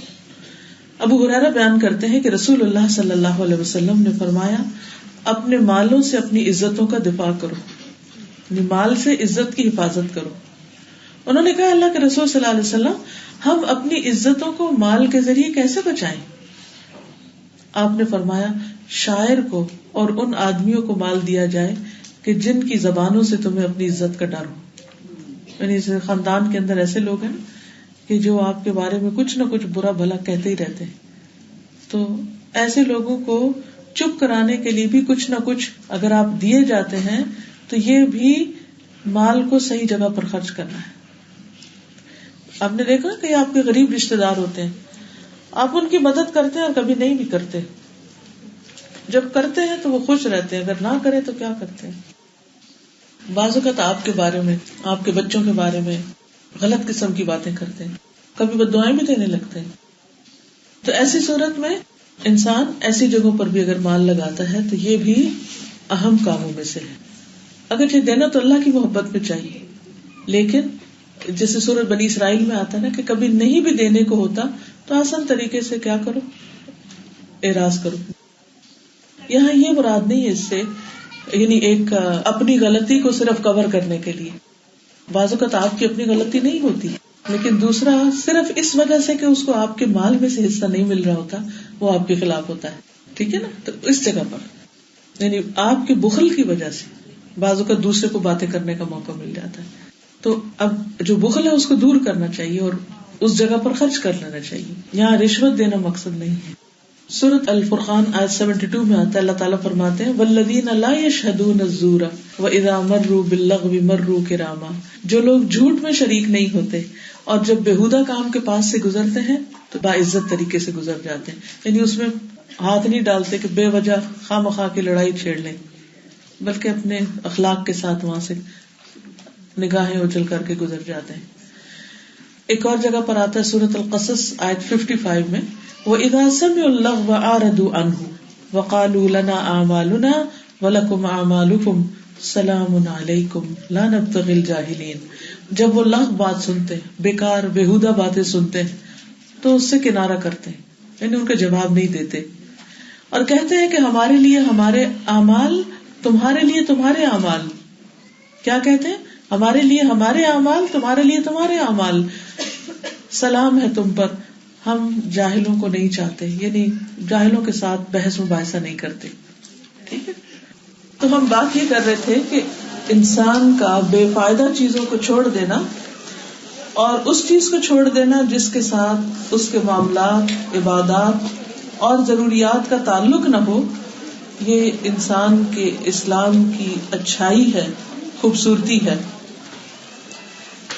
سوال یہ پیدا ہوتا ہے کہ اس کی کیا وجہ ہے کہ اسلام نے اس پر کیوں زور دیا ہے. بات یہ ہے کہ ہماری زندگی بہت محدود زندگی ہے. ہمیں جو کچھ کرنا ہے اپنی آخرت کے لیے، ہمیشہ زندہ رہنے کے لیے اور ہمیشہ کی زندگی کی اچھائیوں کے لیے، وہ آج ہمیں کرنا ہے، اس زندگی میں کرنا ہے. اگر ہم نے اس وقت کو صحیح طور پر استعمال نہ کیا تو ہمارا نقصان ہو سکتا ہے. عقل مند وہ ہے جو اپنی قیمتی چیز کو سب سے بہترین چیز میں صرف کرے. مثلاً اگر مال آپ کے نزدیک بہت قیمتی ہے اور آپ اس کو کہیں گما رہے ہیں، ادھر ادھر پھینک رہے ہیں یا اس کو صحیح جگہ نہیں لگا رہے تو اس میں آپ کو نقصان ہوگا. اسی طرح آپ کا وقت ہے، آپ کی صحت ہے، آپ کے دن کے اوقات ہیں. تو ان سب چیزوں سے بہترین طریقے کا نفع اٹھائیے. قرآن مجید میں سورۃ المؤمنون کے شروع میں اللہ سبحانہ وتعالیٰ فرماتے ہیں قد افلح المؤمنون، یقیناً فلاح پا گئے مومن، کامیاب ہو گئے مومن، الذین وہ لوگ جو ہم فی صلاتہم خاشعون اپنی نمازوں میں خشوع اختیار کرتے ہیں، والذین ہم عن اللغو معرضون وہ جو لغو سے اعراض برتتے ہیں، لغو سے پرہیز کرتے ہیں، لغو فضول بیکار بے فائدہ چیزوں سے بچتے ہیں، والذین ہم للزکاۃ فاعلون وہ لوگ جو زکوٰۃ کے طریقے پر چلنے والے ہیں، یعنی تزکیہ کرنے والے ہیں یا زکوٰۃ دینے والے ہیں، والذین ہم لفروجہم حافظون وہ لوگ جو اپنی شرمگاہوں کی حفاظت کرنے والے ہیں، الا علی ازواجہم او ما ملکت ایمانہم مگر ان کی بیویاں اور جو دائیں ہاتھ ان کے مالک ہیں، فإنہم غیر ملومین تو بے شک وہ ملامت نہیں کیے گئے، فمن ابتغى وراء ذلك فاولئک هم العادون جو اس کے علاوہ کچھ اور چاہے گا تو وہی حد سے بڑھنے والے ہیں، والذین هم لاماناتهم وعهدهم راعون اور وہ لوگ جو اپنی امانتوں اور اپنے عہد کی نگہداشت کرنے والے ہیں، والذین هم علی صلواتهم یحافظون اور وہ لوگ جو اپنی نمازوں کی حفاظت کرتے ہیں، اولئک هم الوارثون یہی لوگ دراصل وارث ہیں، الذین یرثون الفردوس جو ورثے میں فردوس پائیں گے یعنی جنت الفردوس میں جائیں گے، ہم فیہا خالدون جس میں وہ ہمیشہ ہمیشہ رہنے والے ہیں۔ تو اس سے کیا پتہ چلتا ہے کہ جو لوگ لغو سے بچتے ہیں، بے فائدہ اور بیکار چیزوں سے بچنے والے ہیں، وہ دراصل جنت الفردوس پانے والے ہیں۔ تو اگر آپ چاہتے ہیں کہ جنت الفردوس کے وارث بنے تو اپنی زندگی اور اپنے وقت کو بہت مفید کاموں میں استعمال کرنا ہوگا، غیر ضروری اور بیکار قسم کی چیزوں اور مشغلوں سے بچنا ہوگا کہ جن کا ہماری آخرت میں کوئی فائدہ نہیں۔ ویسے کوئی بھی کام آپ کرنے لگے تو ضرور سوچیں کہ اس چیز کا میری دنیا اور میری آخرت میں کیا فائدہ ہے، اور اگر آپ کہیں کہ آخرت میں تو نہیں مگر دنیا میں ہے تو اس وقت آپ یہ سوچیں کہ کہیں ایسا تو نہیں کہ دنیا میں تو ہے مگر اس کا آخرت میں کوئی فائدہ نہ ہو، کیونکہ بعض اوقات کچھ کام ہمیں دنیا کے بڑے فائدے کے لگتے ہیں لیکن وہ آخرت کے لیے بڑے نقصان دہ ہیں۔ تو کوئی کام ایسا کہ جو آخرت میں نقصان دہ اور دنیا کا فائدہ ہو تو اس کو بھی چھوڑنے کی ضرورت ہے۔ تو اصل فائدے کی چیز وہی ہے جو دنیا کے علاوہ آخرت میں بھی فائدہ دے، اور اصل نقصان کی چیز وہ ہے جو آخرت کے نقصان کے علاوہ دنیا میں بھی نقصان دینے والی ہو۔ اب آپ دیکھیے کہ یہاں پر صرف حرام چیزوں سے بچنے کے لیے نہیں کہا جا رہا بلکہ ان چیزوں کے لیے بھی کہ جو فائدے کی نہیں۔ اب مثلاً کون سی چیز بے فائدہ ہے؟ دوسروں کی ذات میں، دوسروں کی زندگی میں غیر ضروری طور پر انٹرفیئرنس کرنا، خواہ ان کی زندگی میں دخل اندازی کرنا۔ بعض اوقات ہم یہ سوچ کے کرتے ہیں کیونکہ یہ تو میرے بچے ہیں اس لیے مجھے تو ان کی زندگی کے اندر ہر بات مجھے پتا ہونی چاہیے، یا مجھے تو حق حاصل ہے کہ میں ان کو جو چاہوں کہوں۔ تو ایسا نہیں ہے۔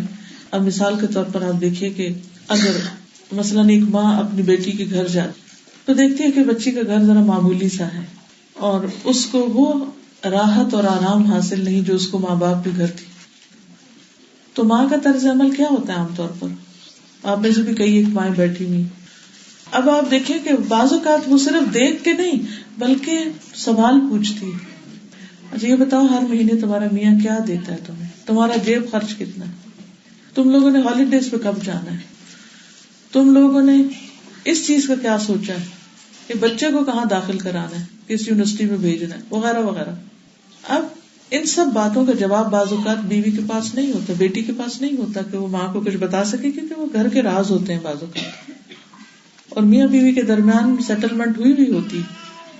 مثلاً اگر کسی سال ہسبینڈ ہالیڈیز پہ نہیں لے کے جا رہا تو اس کی کوئی وجہ ہوتی ہے، انہوں نے اس پیسے کو کہیں اور لگانا ہوتا ہے۔ مثلاً ان دونوں نے مل کے کوئی پروجیکٹ بنایا کہ ہم اس سال کے یہ پیسے کسی خیر کے کام میں لگا دیں گے، فی سبیل اللہ لگا دیں گے، یا ہم کوئی اور سوشل ویلفیئر کا کوئی پروجیکٹ کریں گے، لیکن وہ کسی کو بتانا نہیں چاہتے۔ اب ماں باپ تو اوپر سے دیکھ رہے ہیں نا کہ بچے کی زندگی میں کوئی آرام نہیں ہے، لیکن انہیں یہ نہیں پتا کہ بچوں نے اپنی خوشی سے ہی کچھ اور فیصلہ کیا ہوا ہے۔ اب بعض چیزیں ایسی ہوتی ہیں کہ جو انسان اللہ کے لیے کر رہا ہوتا ہے نا، کسی کو دکھانے کے لیے نہیں کر رہا ہوتا، لیکن دوسرے نہیں سمجھتے. وہ کہتے ہیں کہ ہمیں اس کی وجہ بتاؤ کہ تم کیوں نہیں کر رہے. اب اس کا نقصان کیا ہوتا ہے کہ انسان کو جب پتہ نہیں ہوتا، لا یعنی بات ہے نا، تو آپ کے مطلب کی نہیں ہے، آپ کو کیا کنسرن، چاہے آپ ماں باپ ہی ہیں پھر بھی آپ کا کیا کنسرن. اب اس کا نقصان کیا ہوتا ہے کہ آپ خود بھی دکھی ہوتے ہیں اور دوسروں کے ذہن میں بھی بعض اوقات ایسی بات ڈال دیتے ہیں جس سے وہ بھی دکھی ہو جاتے ہیں. مثلاً میاں گھر سے نکلا، میاں بیوی دونوں خوش باش ایک دوسرے کو خداحافظ کہا اور اپنے کام میں لگ گئے، لیکن جب واپس آیا تو دیکھا بیوی کا موڈ آف. اب وہ جب دیکھتے کہ موڈ آف ہے تو اس کا بھی آف ہو جاتا ہے اور دونوں ہی چپ ہو جاتے ہیں. اب یہ سمجھ نہیں آتی، میاں کو یہ سمجھ نہیں آتی کہ اچھا بھلا تمہیں چھوڑ کے گیا تو ہوا کیا. اب یہ کون اس کو بتایا کہ ایک بہت بڑے خیر خان نے یہ کام خراب کیا ہے اور غیر ضروری سوالوں کی وجہ سے ہوا ہے، لا یعنی باتوں کی وجہ سے ہوا ہے. چاہے اپنے بچے ہوں، ان کی بھی ایک پرائیویٹ لائف ہے. وہ ہمارے بچے ضرور ہیں لیکن وہ ایک انڈیپینڈنٹ چیز بھی ہے، خصوصاً جب شادی ہو جائے. شادی سے پہلے ٹھیک ہے ہمیں ان کی حفاظت کرنی ہے، ہمیں ان کے اچھے برے کا خیال رکھنا ہے. اگر بچہ یونیورسٹی نہیں گیا تو آپ یہ نہیں کہیں گے کہ لا یعنی بات ہے کہ میں پوچھوں کہ کیوں نہیں یونیورسٹی گئے. یہ اب لا یعنی نہیں ہے، ابھی آپ کو پوچھنا ہے کہ یونیورسٹی کیوں نہیں گئے، کام کیوں نہیں کر رہے. تو ہو سکتا ہے کہ اس کی اس دن چھٹی ہو یا ان کا کوئی اور پروجیکٹ ہو یا وہ رات بھر جاگا ہو یا کچھ. تو اگر کمیونیکیشن آپس کی ہو تو پھر ایسے مسئلے نہیں ہوتے. ورنہ بعض اوقات اب ایک بچہ ساری رات بھر کام کر کے سویا ہی ہے تو ماں صبح پھر دمکا دی، کیا ہو رہا ہے، تم سو کیوں رہے ہو. اب بھائی کوئی وجہ ہے. تو بہت زیادہ انٹرفیئرنس بچوں کی لائف میں بھی زندگیوں کو حرام کر دیتی اور اپنی زندگیوں سے زیادہ حرام ہوتی. ہم خود زیادہ بے چین ہو جاتے ہیں جب ہمیں اس کی سمجھ نہیں آتی یہ ہو کیا رہا ہے، اس کا نتیجہ کیا نکلے گا، اس کا ریزلٹ کیا ہوگا. تو اس لیے ہمیں کامیاب ہونے کے لیے، فلاح پانے کے لیے لا یعنی چیزوں سے بچنا ہے. رسول اللہ صلی اللہ علیہ وسلم اللہ کا ذکر زیادہ کیا کرتے تھے، لا یعنی گفتگو نہیں کرتے تھے، نماز لمبی پڑھتے تھے، خطبہ مختصر دیتے تھے. نبی صلی اللہ علیہ وسلم نے فرمایا حیا اور عجز ایمان کے 2 شعبے ہیں، اور عجز سے مراد دل کا نہیں بلکہ زبان کا عجز ہے. اس سے مراد قلیل گفتگو ہے، کم باتیں.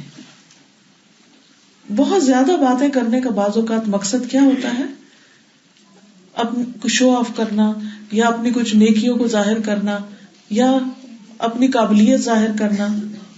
تو اس لیے انسان ضرورت کی بات کرے، بلا ضرورت بہت زیادہ بولے نہیں.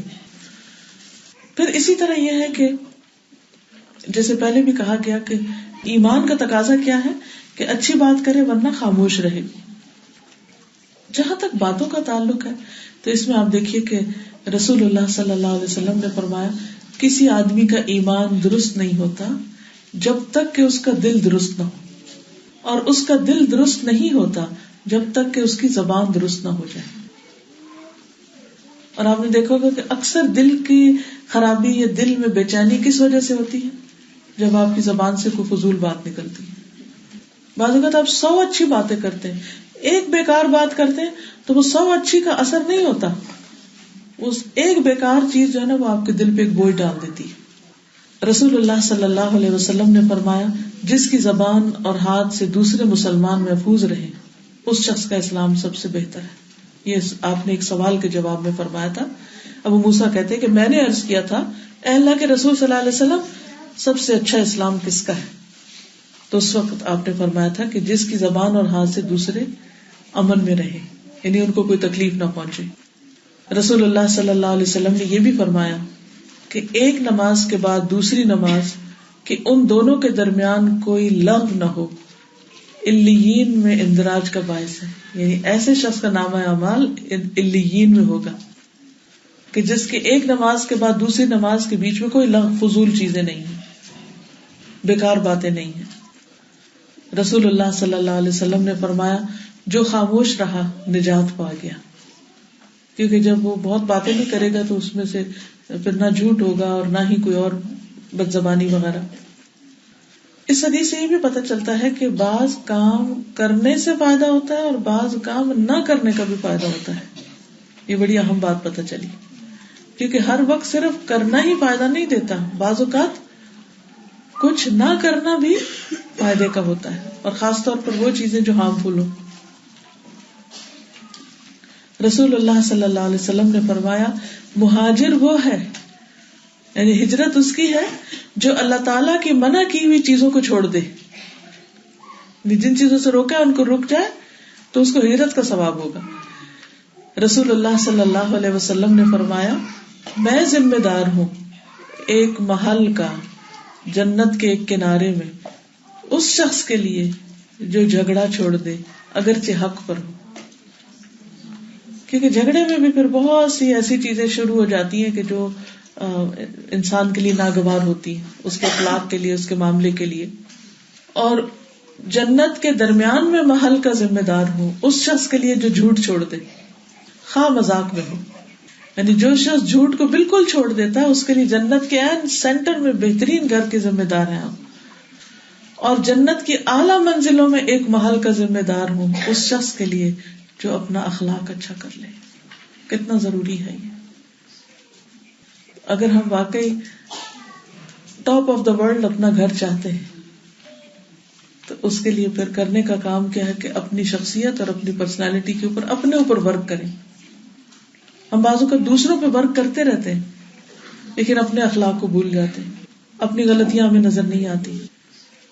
پھر یہ بھی یاد رکھیے کہ بعض اوقات غیر ضروری کام کرنا اللہ تعالیٰ کی ناراضگی کا سبب بنتا ہے، اور یہ اللہ تعالیٰ کی ناراضگی کا اظہار ہوتا ہے کہ بندہ امپورٹنٹ کو چھوڑ کر ان امپورٹنٹ میں لگ جائے، کہ ایک وقت میں وہ بہت اچھے کام کر رہا ہو پھر اس سے وہ سارے چھٹ جائیں اور وہ فضول کاموں میں مصروف ہو جائے.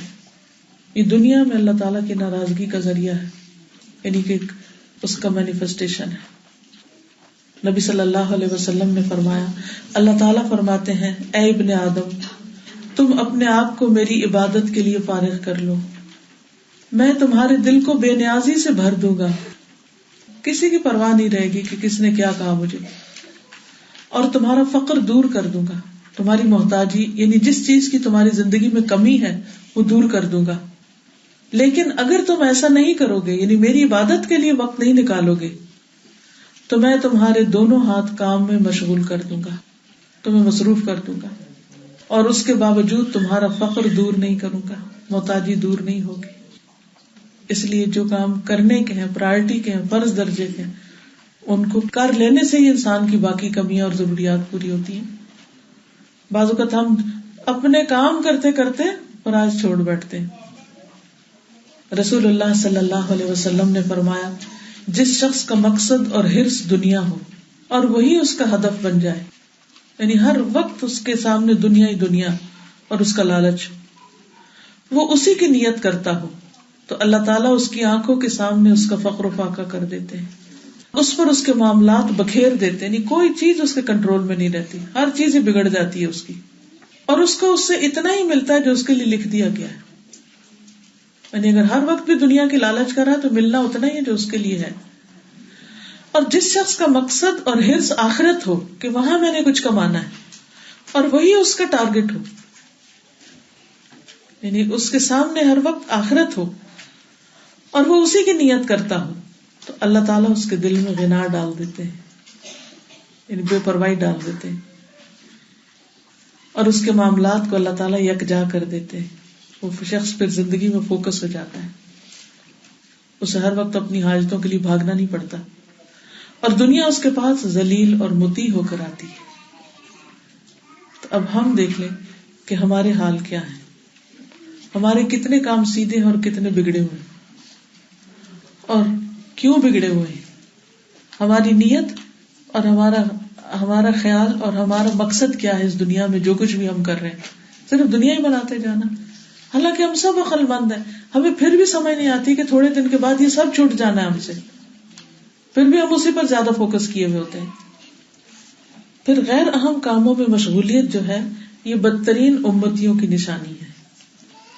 رسول اللہ صلی اللہ علیہ وسلم نے فرمایا ان قریب میری امت میں ایسے لوگ ہوں گے جو طرح طرح کے کھانے، رنگ برنگے مشروب طلب کریں گے،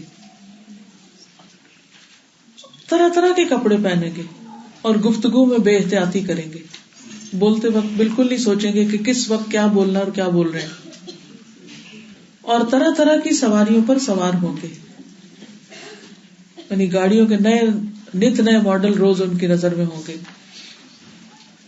وہ میری امت کے بدترین لوگ ہوں گے کہ جن کی ساری ہرس، ساری لالچ، یعنی کھانا، کپڑا، ڈرنکس، اور ان میں سے نئی ویرائٹی اور نیا سے نیا ٹیسٹ اور نئی سے نئی.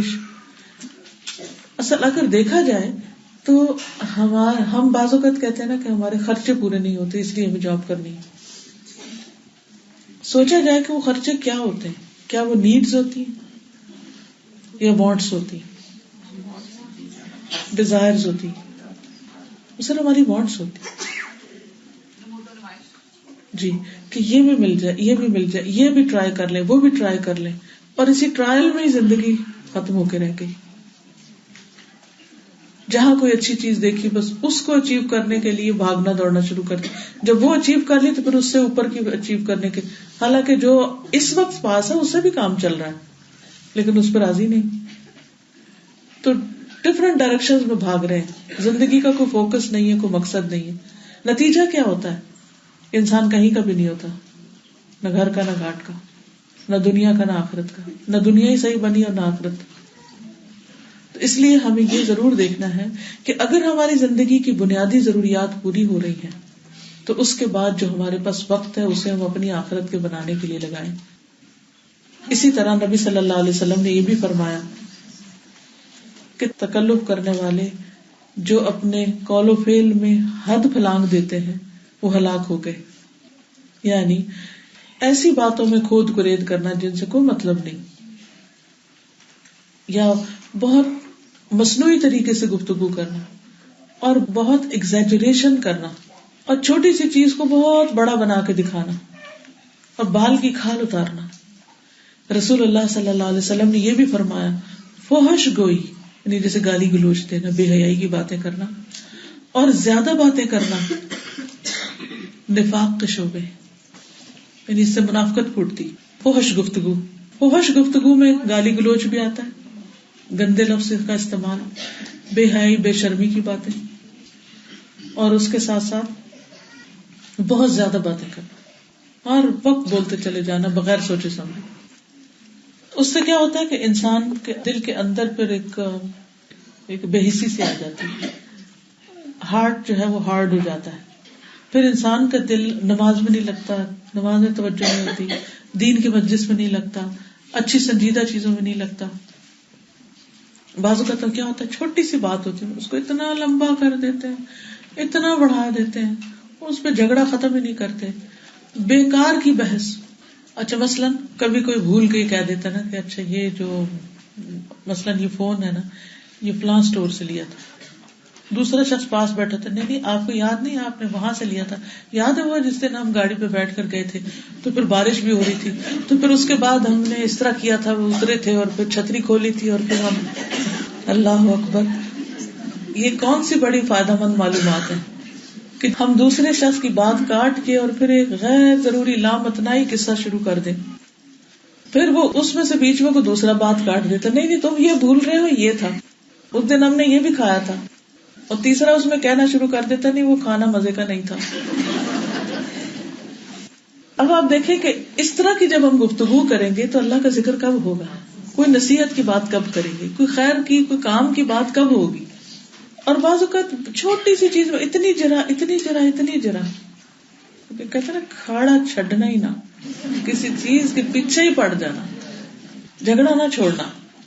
اسی لیے میں کبھی سوچتی ہوں کہ اتنا بڑا ریوارڈ کہ جنت کے اعلیٰ ترین مقامات اور جنت کے وسط میں اور سائڈ پر، اور یہ سارے جو گھر ہیں اتنے بڑے بڑے، یہ ان لوگوں کے لیے ہیں جن کے اخلاق میں یہ خرابیاں نہ ہوں.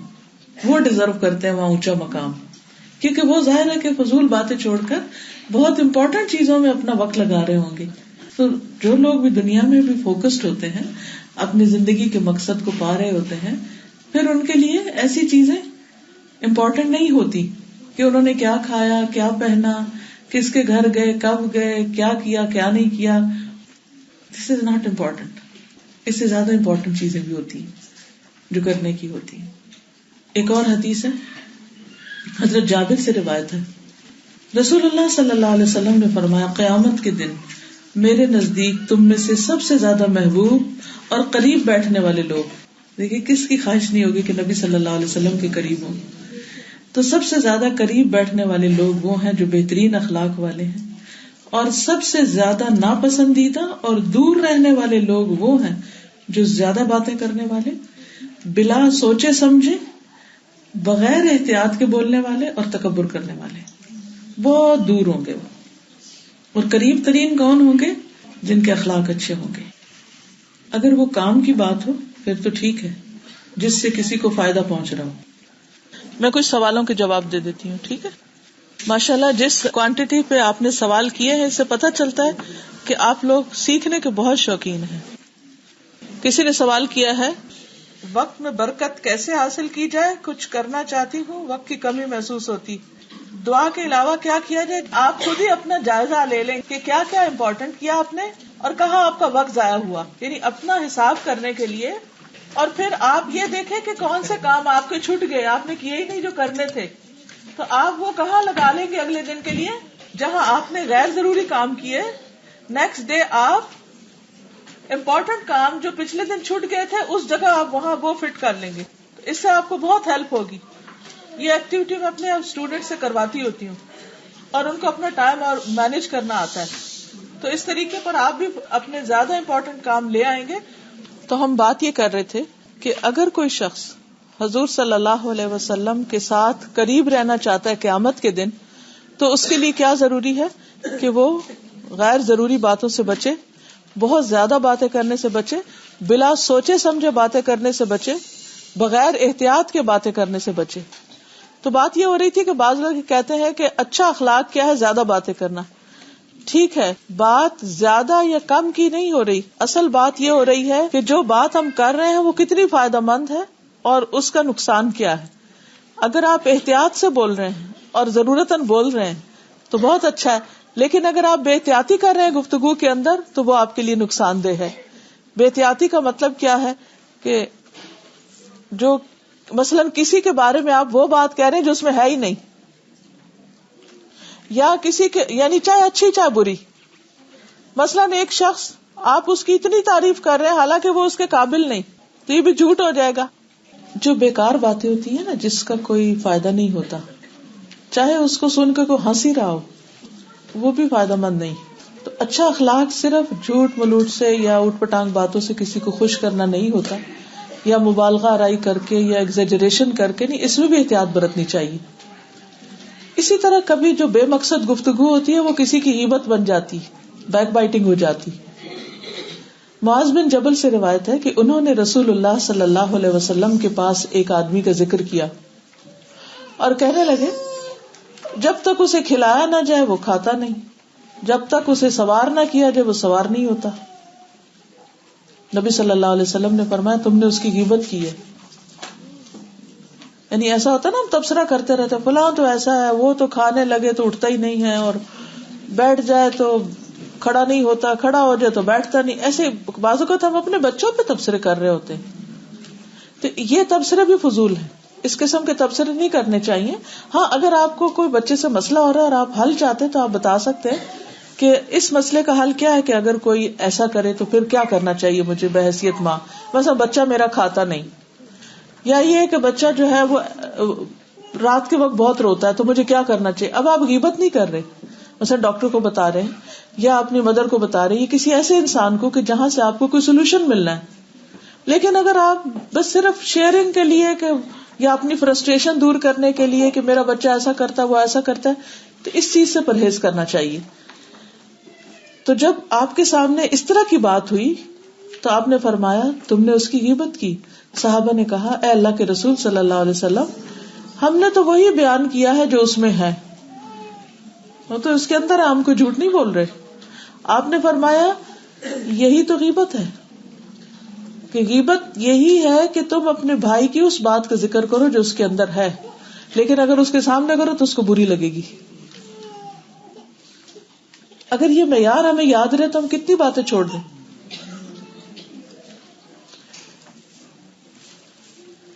پھر اسی طرح بعض اوقات لغو باتیں جنت میں داخلے سے رکاوٹ بن سکتی ہیں.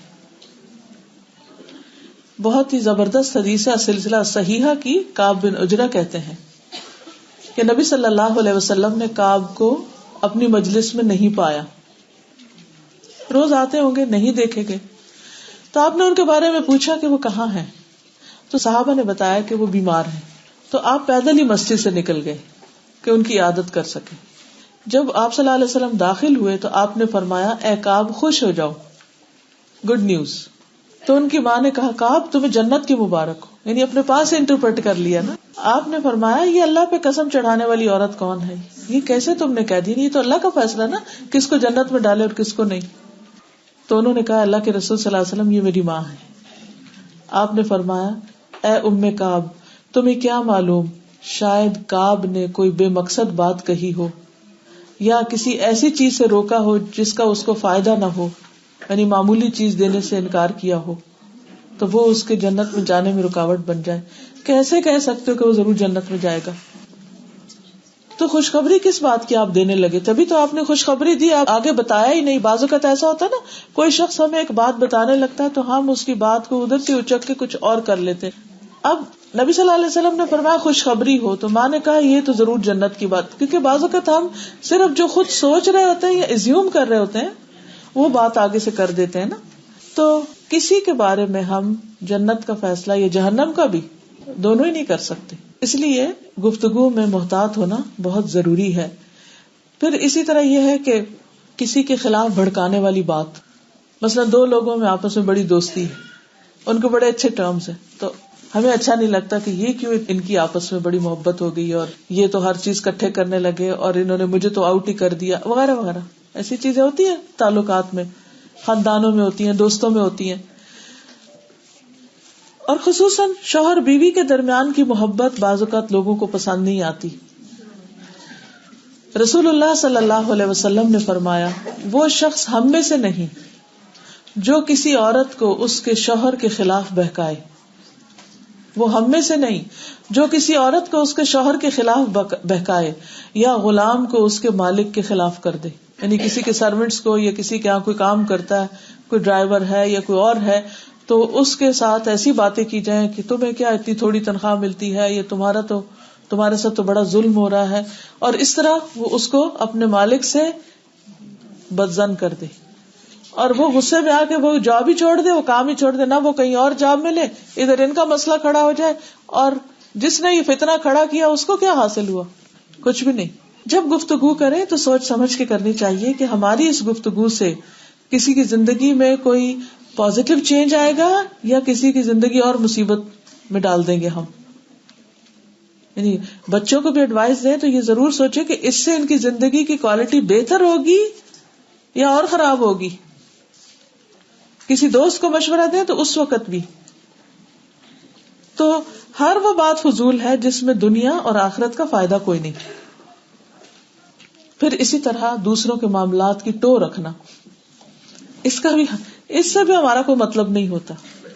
کیا کھاتا ہے، کہاں جاتا ہے، کیا تنخواہ لیتا ہے، اور بعض اوقات لوگ اتنے پرسنل کوسچن شروع کر دیتے ہیں کہ دل گھبرا اٹھتا ہے بندے کا کہ بھئی اس کا اب کیا کہیں، کیا جواب دیں. تو دوسروں کے بارے میں ٹو مچ پرسنل کوسچنز جو ہیں وہ بھی درست نہیں، کیونکہ ہر شخص اپنے طریقے کی ایک زندگی بسر کر رہا ہے، اس کو کرنے دینا چاہیے. رسول اللہ صلی اللہ علیہ وسلم نے فرمایا ان اللہ کرہ لکم، بے شک اللہ نے تمہارے لیے ناپسند کیا ہے، ثلاثاً، تین چیزوں کو.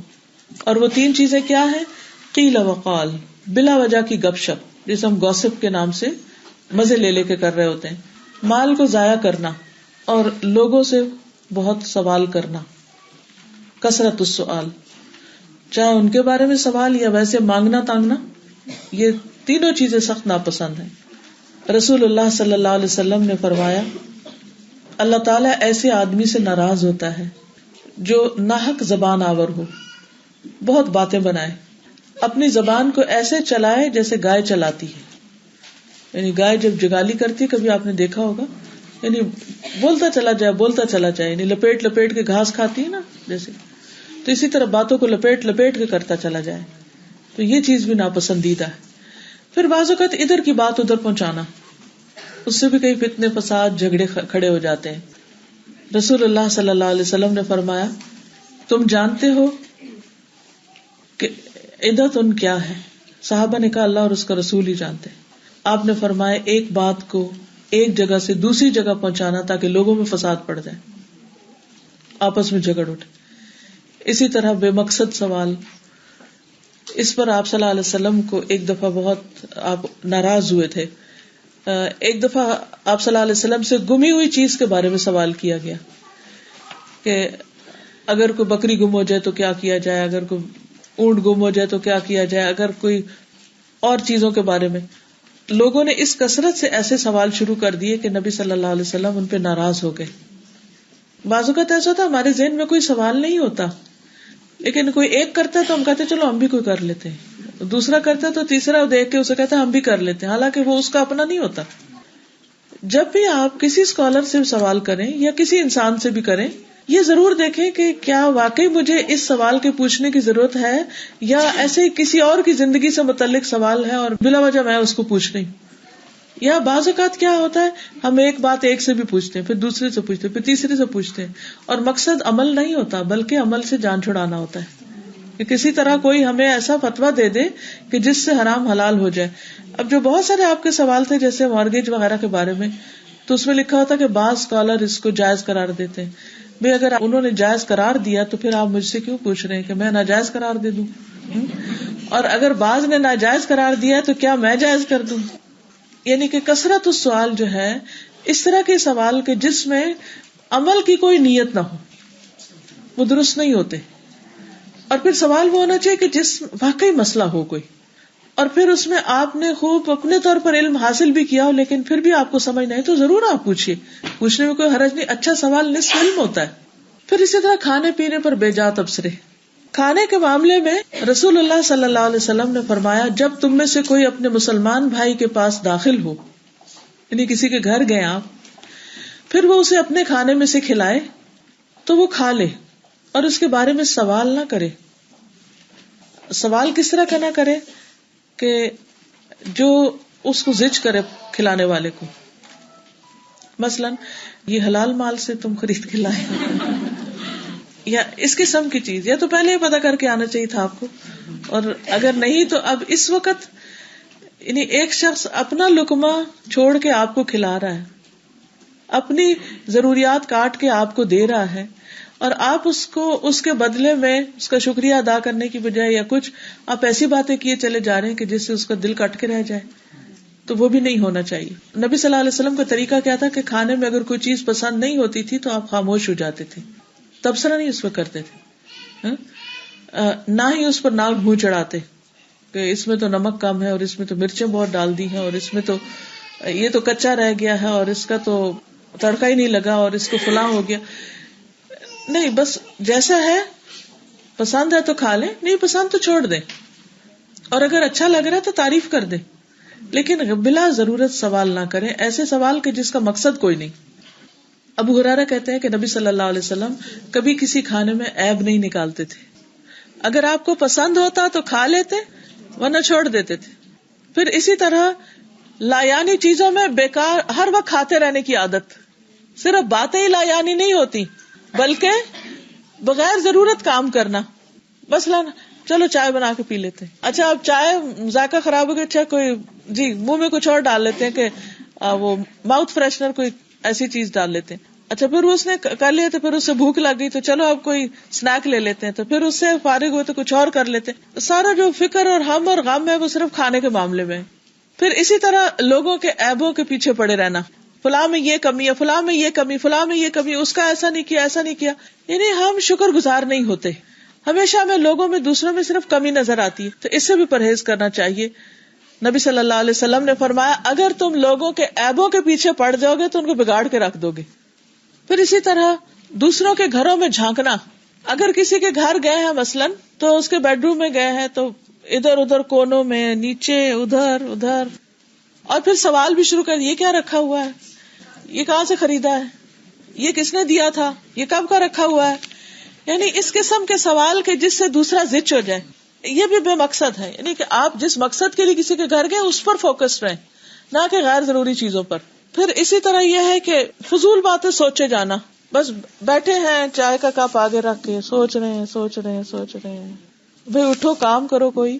آج میرا موڈ نہیں ہے کچھ کرنے.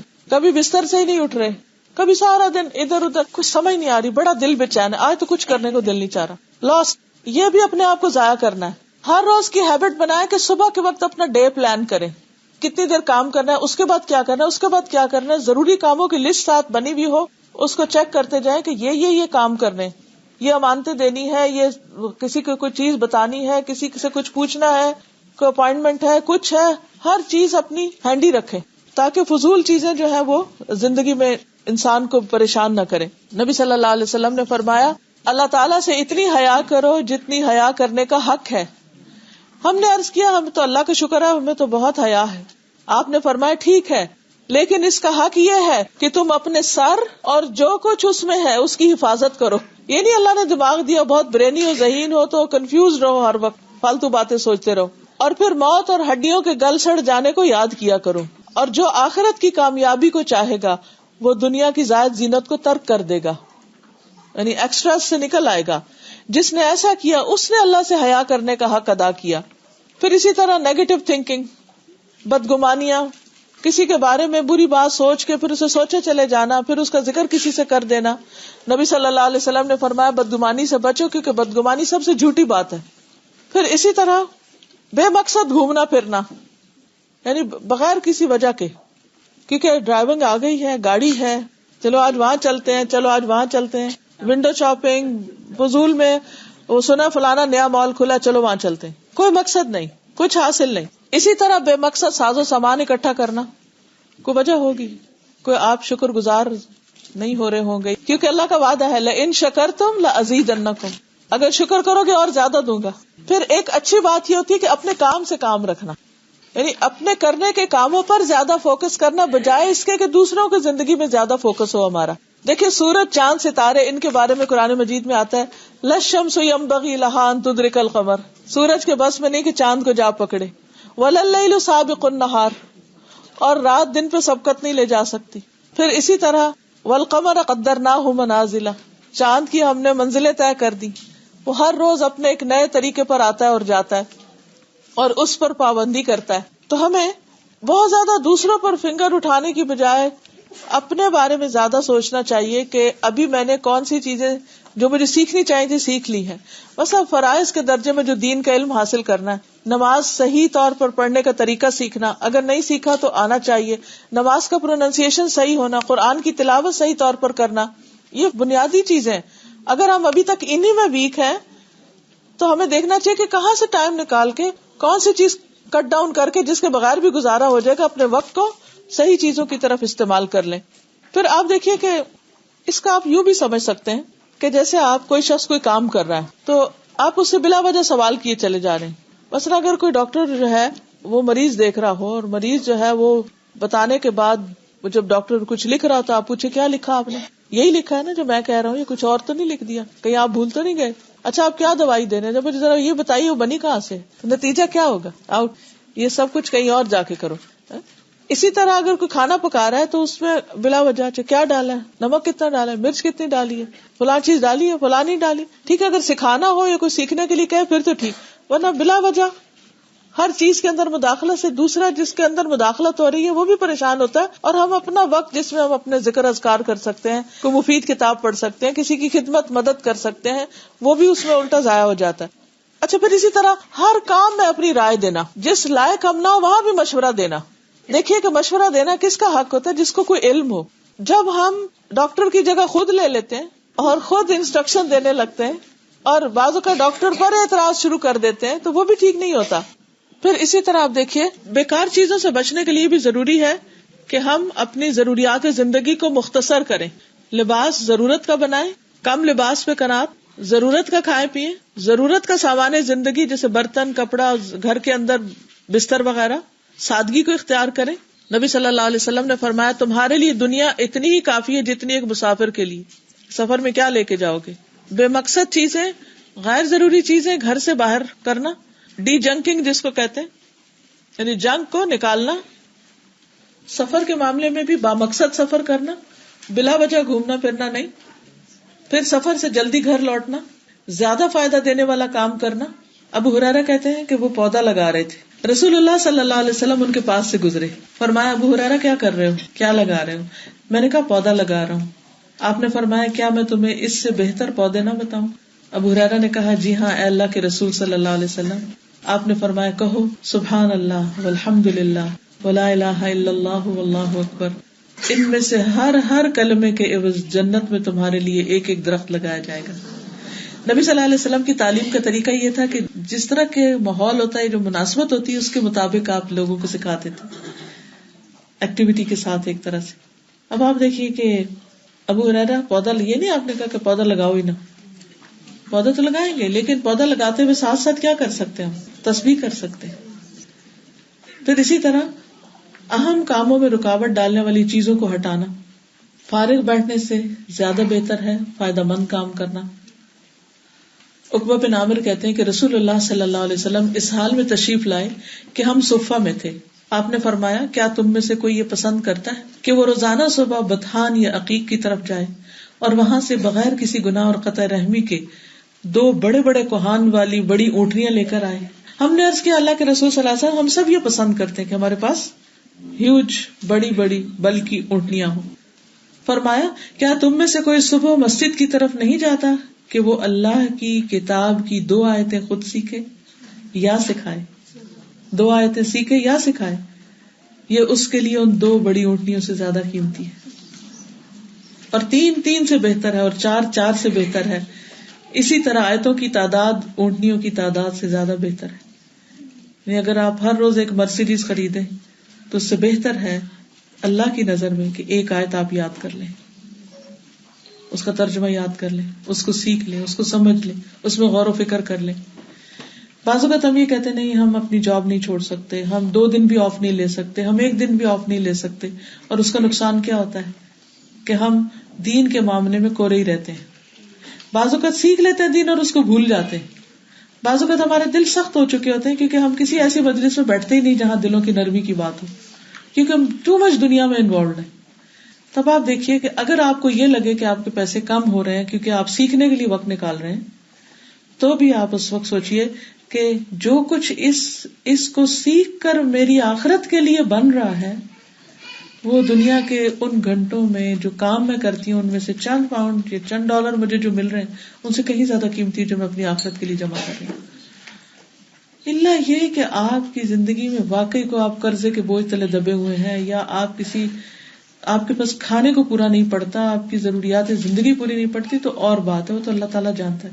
لیکن آپ صرف شوق کے لیے آپ جاب کر رہے ہیں، یا صرف لگژریز کے لیے جاب کر رہے ہیں، یا صرف اپنے وقت کو پاس کرنے کے لیے جاب کر رہے ہیں، تو ضرور سوچنا ہوگا کہ اس سے زیادہ بہتر کام اور کیا ہو کہ جو میں اپنی آخرت کی کمائی کے لیے استعمال کر سکوں.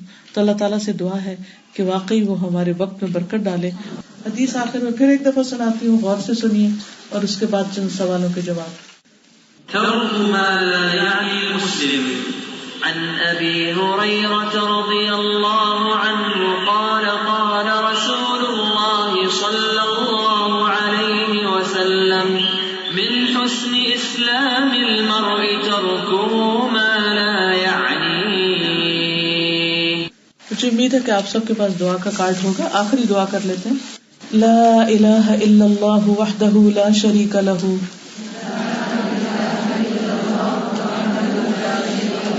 لہ الملک ولہ الحمد وہو علی کل شیء قدیر لا حول ولا قوة الا باللہ لا الہ الا اللہ ولا نعبد الا ایاہ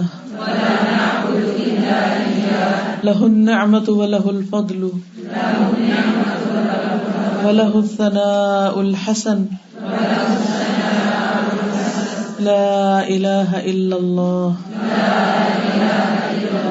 مخلصين له الدين ولو كره الكافرون. اللہ کے سوا کوئی معبود نہیں، وہ اکیلا ہے، اس کا کوئی شریک نہیں. تمام بادشاہت اسی کے لیے ہے اور تمام تعریف اسی کے لیے ہے، اور وہ ہر چیز پر قدرت رکھنے والا ہے. اب دیکھیے کہ دعا مانگنے کا بہترین سلیقہ یہ ہے کہ پہلے اللہ سبحانہ و تعالیٰ کی حمد و ثنا کی جائے. گناہ سے بچنے اور نیکی کرنے کی توفیق اللہ کی طرف سے ہے. اللہ کے سوا کوئی معبود نہیں اور ہم کسی کی عبادت نہیں کرتے سوائے اس کے. تمام نعمتیں اور تمام فضل اسی کی طرف ہے, اسی کی طرف سے. نہیں, مجھے جو کچھ بھی ملا ہے اللہ سبحانہ و تعالیٰ نے ہی دیا ہے, اور تمام بہترین تعریف اسی کے لیے ہے. اللہ کے سوا کوئی معبود نہیں, ہم اسی کے لیے دین کو خالص کرنے والے ہیں اگرچہ کافروں کو ناپسند ہو. تو اس سے یہ پتہ چلتا ہے کہ اس دعا میں یہ نہیں کہا گیا کہ اللہ مجھے یہ دے, ہمیں وہ دے, بلکہ اللہ سبحانہ و تعالیٰ کی تعریف کر دی گئی. مثلا بہترین دعا حضرت ایوب علیہ السلام کی دعا ہے, جس میں وہ کیا کہتے ہیں, انی مسنی الضر وانت ارحم الراحمین, اللہ مجھے تکلیف پہنچی اور تو سب سے بڑا مہربان ہے. تو مطلب کیا ہے یہ کہنے کا کہ اللہ تو مجھے شفا دے, اور ان کی یہ دعا سن لی گئی. اسی طرح نماز کے بعد جب آپ یہ دعا پڑھیں گے تو اس میں جو آتا ہے نا کہ اسی کے لیے نعمت, اسی کے پاس نعمت, اسی کے لیے فضل, اسی کی اچھی تعریف, تو انشاءاللہ جب آپ اللہ کی تعریف کریں گے تو اللہ سبحانہ وتعالیٰ آپ کو اپنی نعمتوں اور فضل سے نوازے گا. تو اس اعتبار سے اس دعا کو کیجیے. پھر سبحان اللہ اور الحمدللہ اور اللہ اکبر اور آیت الکرسی اور معوذات اور سورۃ اخلاص وغیرہ. تو انشاءاللہ اگلے کسی درس میں اس کی بہت ڈیٹیل کے ساتھ اسی طرح وضاحت کروں گی جیسے حدیث کی کرتی رہی ہوں, کیونکہ یہاں ٹائم کم تھا تو نہیں کر پائی. دوسری بات یہ کہ شفا کے یہ کارڈ آپ اپنی بیماریوں کے لیے بھی پڑھ سکتے ہیں, اور اگر آپ کے پاس زیادہ ہوں گے تو کبھی بھی کوئی مریض ہو تو اس کی بہترین خدمت یہ ہو سکتی کہ آپ اس کو ایسی کوئی دعا دیں. اسی طرح بہت سے لوگ استخارے کے بارے میں پریشان ہوتے ہیں, استخارہ کیسے کریں, کیا کریں, استخارہ ایسا نہیں آیا ویسا نہیں آیا. تو بہت سے لوگوں کو اس قسم کے سوال ہوتے ہیں, تو ان کے جواب کے طور پر استخارہ کیا, کیوں اور کیسے, یعنی ہے کیا, کیوں کریں اور کیسے کریں, اور اس کا نتیجہ کیا ہوتا ہے, یہ مسنون اوتھینٹک طریقے سے جو روایات جمع کر کے اس میں لکھا گیا, اور آخر میں دعا بھی ہے. صحابہ کرام کو نبی صلی اللہ علیہ وسلم استخارے کی دعا ایسے سکھاتے تھے جیسے کوئی سورت سکھائی جاتی. اسی طرح بہت سے لوگوں نے اپنے ان سوالوں میں بہت پریشانیوں کا ذکر کیا ہوا ہے. کسی نے ڈپریشن کا ذکر کیا ہے, کسی نے کچھ خوف کا ذکر کیا ہے, کسی نے کسی خواب کا, کسی نے کسی اور چیز کا. تو اس کے لیے یہ کتاب وَإِيَّاكَ نَسْتَعِينُ انگلش اور اردو دونوں ورژن موجود ہیں. اس میں سوتے وقت ڈر کا, ڈپریشن, غم, رنج, بیماریاں, اور پھر خوف اور وسوسے. جیسے کسی نے سوال کیا تھا کہ وسوسے اور اس میں کیا فرق ہے شک میں, تو شک تو تھوڑی دیر کے لیے ہوتا ہے, وسوسہ ہوتا ہے جو وہی بات بار بار آئے ذہن میں, یعنی ایک بیماری سی بن جائے دماغ میں, پھر خیال آئے. تو اس کے بارے میں کیسے نجات حاصل کریں. پھر یہ کہ صبح شام کی دعائیں ہیں. پھر نبی صلی اللہ علیہ وسلم نے جو ہمیں رات بھر حفاظت کے لیے بتایا ہے, یا اور اسی طرح کی چیزیں, جنوں سے بچنے کے لیے جادو وغیرہ کا علاج, وہ چیزیں اس کتاب کے اندر موجود ہیں. یہ آپ بعد میں لے سکتے ہیں. جی آج انگلش میں موجود ہے, پہلے اردو میں تھی, آج ہی رات ہی پہنچی ہے کل, تو الحمدللہ کہ آپ کی اس مجلس سے پہلے. پھر یہ کھانے کے آداب ہیں. مسنون طریقے سے کھانا عبادت بن جاتا ہے, لیکن ہم میں سے اکثر لوگ کھانے کے آداب کو نہیں جانتے, کبھی الٹے ہاتھ سے کھاتے ہیں, کبھی کسی طریقے سے. تو اگر گھروں میں آپ ایک ایک چارٹ یہ لگا دیں گے اور دوسروں کو بھی تحفے میں دیں گے, تو کسی کو ایک سوٹ دینے سے زیادہ بہتر ہے یہ تحفہ, کہ جس سے اس کی زندگی میں مسنون مینرز آ جائیں, تاکہ وہ اس کے مطابق اپنی زندگی کو خوبصورت بنائے اور کل اس کی آخرت بھی سمجھ جائے. کچھ لوگوں کو پڑھنے میں مشکل ہوتی ہے, تو اس پڑھنے کے لیے یہ دعائیں ہیں, علم کو حاصل کرنے میں مددگار دعائیں, جن کا حافظہ کمزور ہے یا جن کو اور اس طرح کی پریشانیاں. ہم منزل بینکویٹ ہال جس میں ہم یہ سب کر رہے تھے, ہم ان کا شکریہ ادا کرتے ہیں کہ انہوں نے ہمیں فیسیلیٹیٹ کیا اور کم رینٹ کے اوپر ہمیں یہ ہال 3 دن کے لیے دیا. اور آپ سب کا بہت شکریہ کہ آپ سب آئے, اتنا وقت لگایا, اور اتنے پیشنس اور اتنے اچھے طریقے سے آپ نے سنا اور سیکھا. میری دعا ہے کہ اللہ سبحانہ وتعالی ہمارے اس وقت کو قبول کر لے اور ہمیں عمل کی توفیق عطا فرمائے.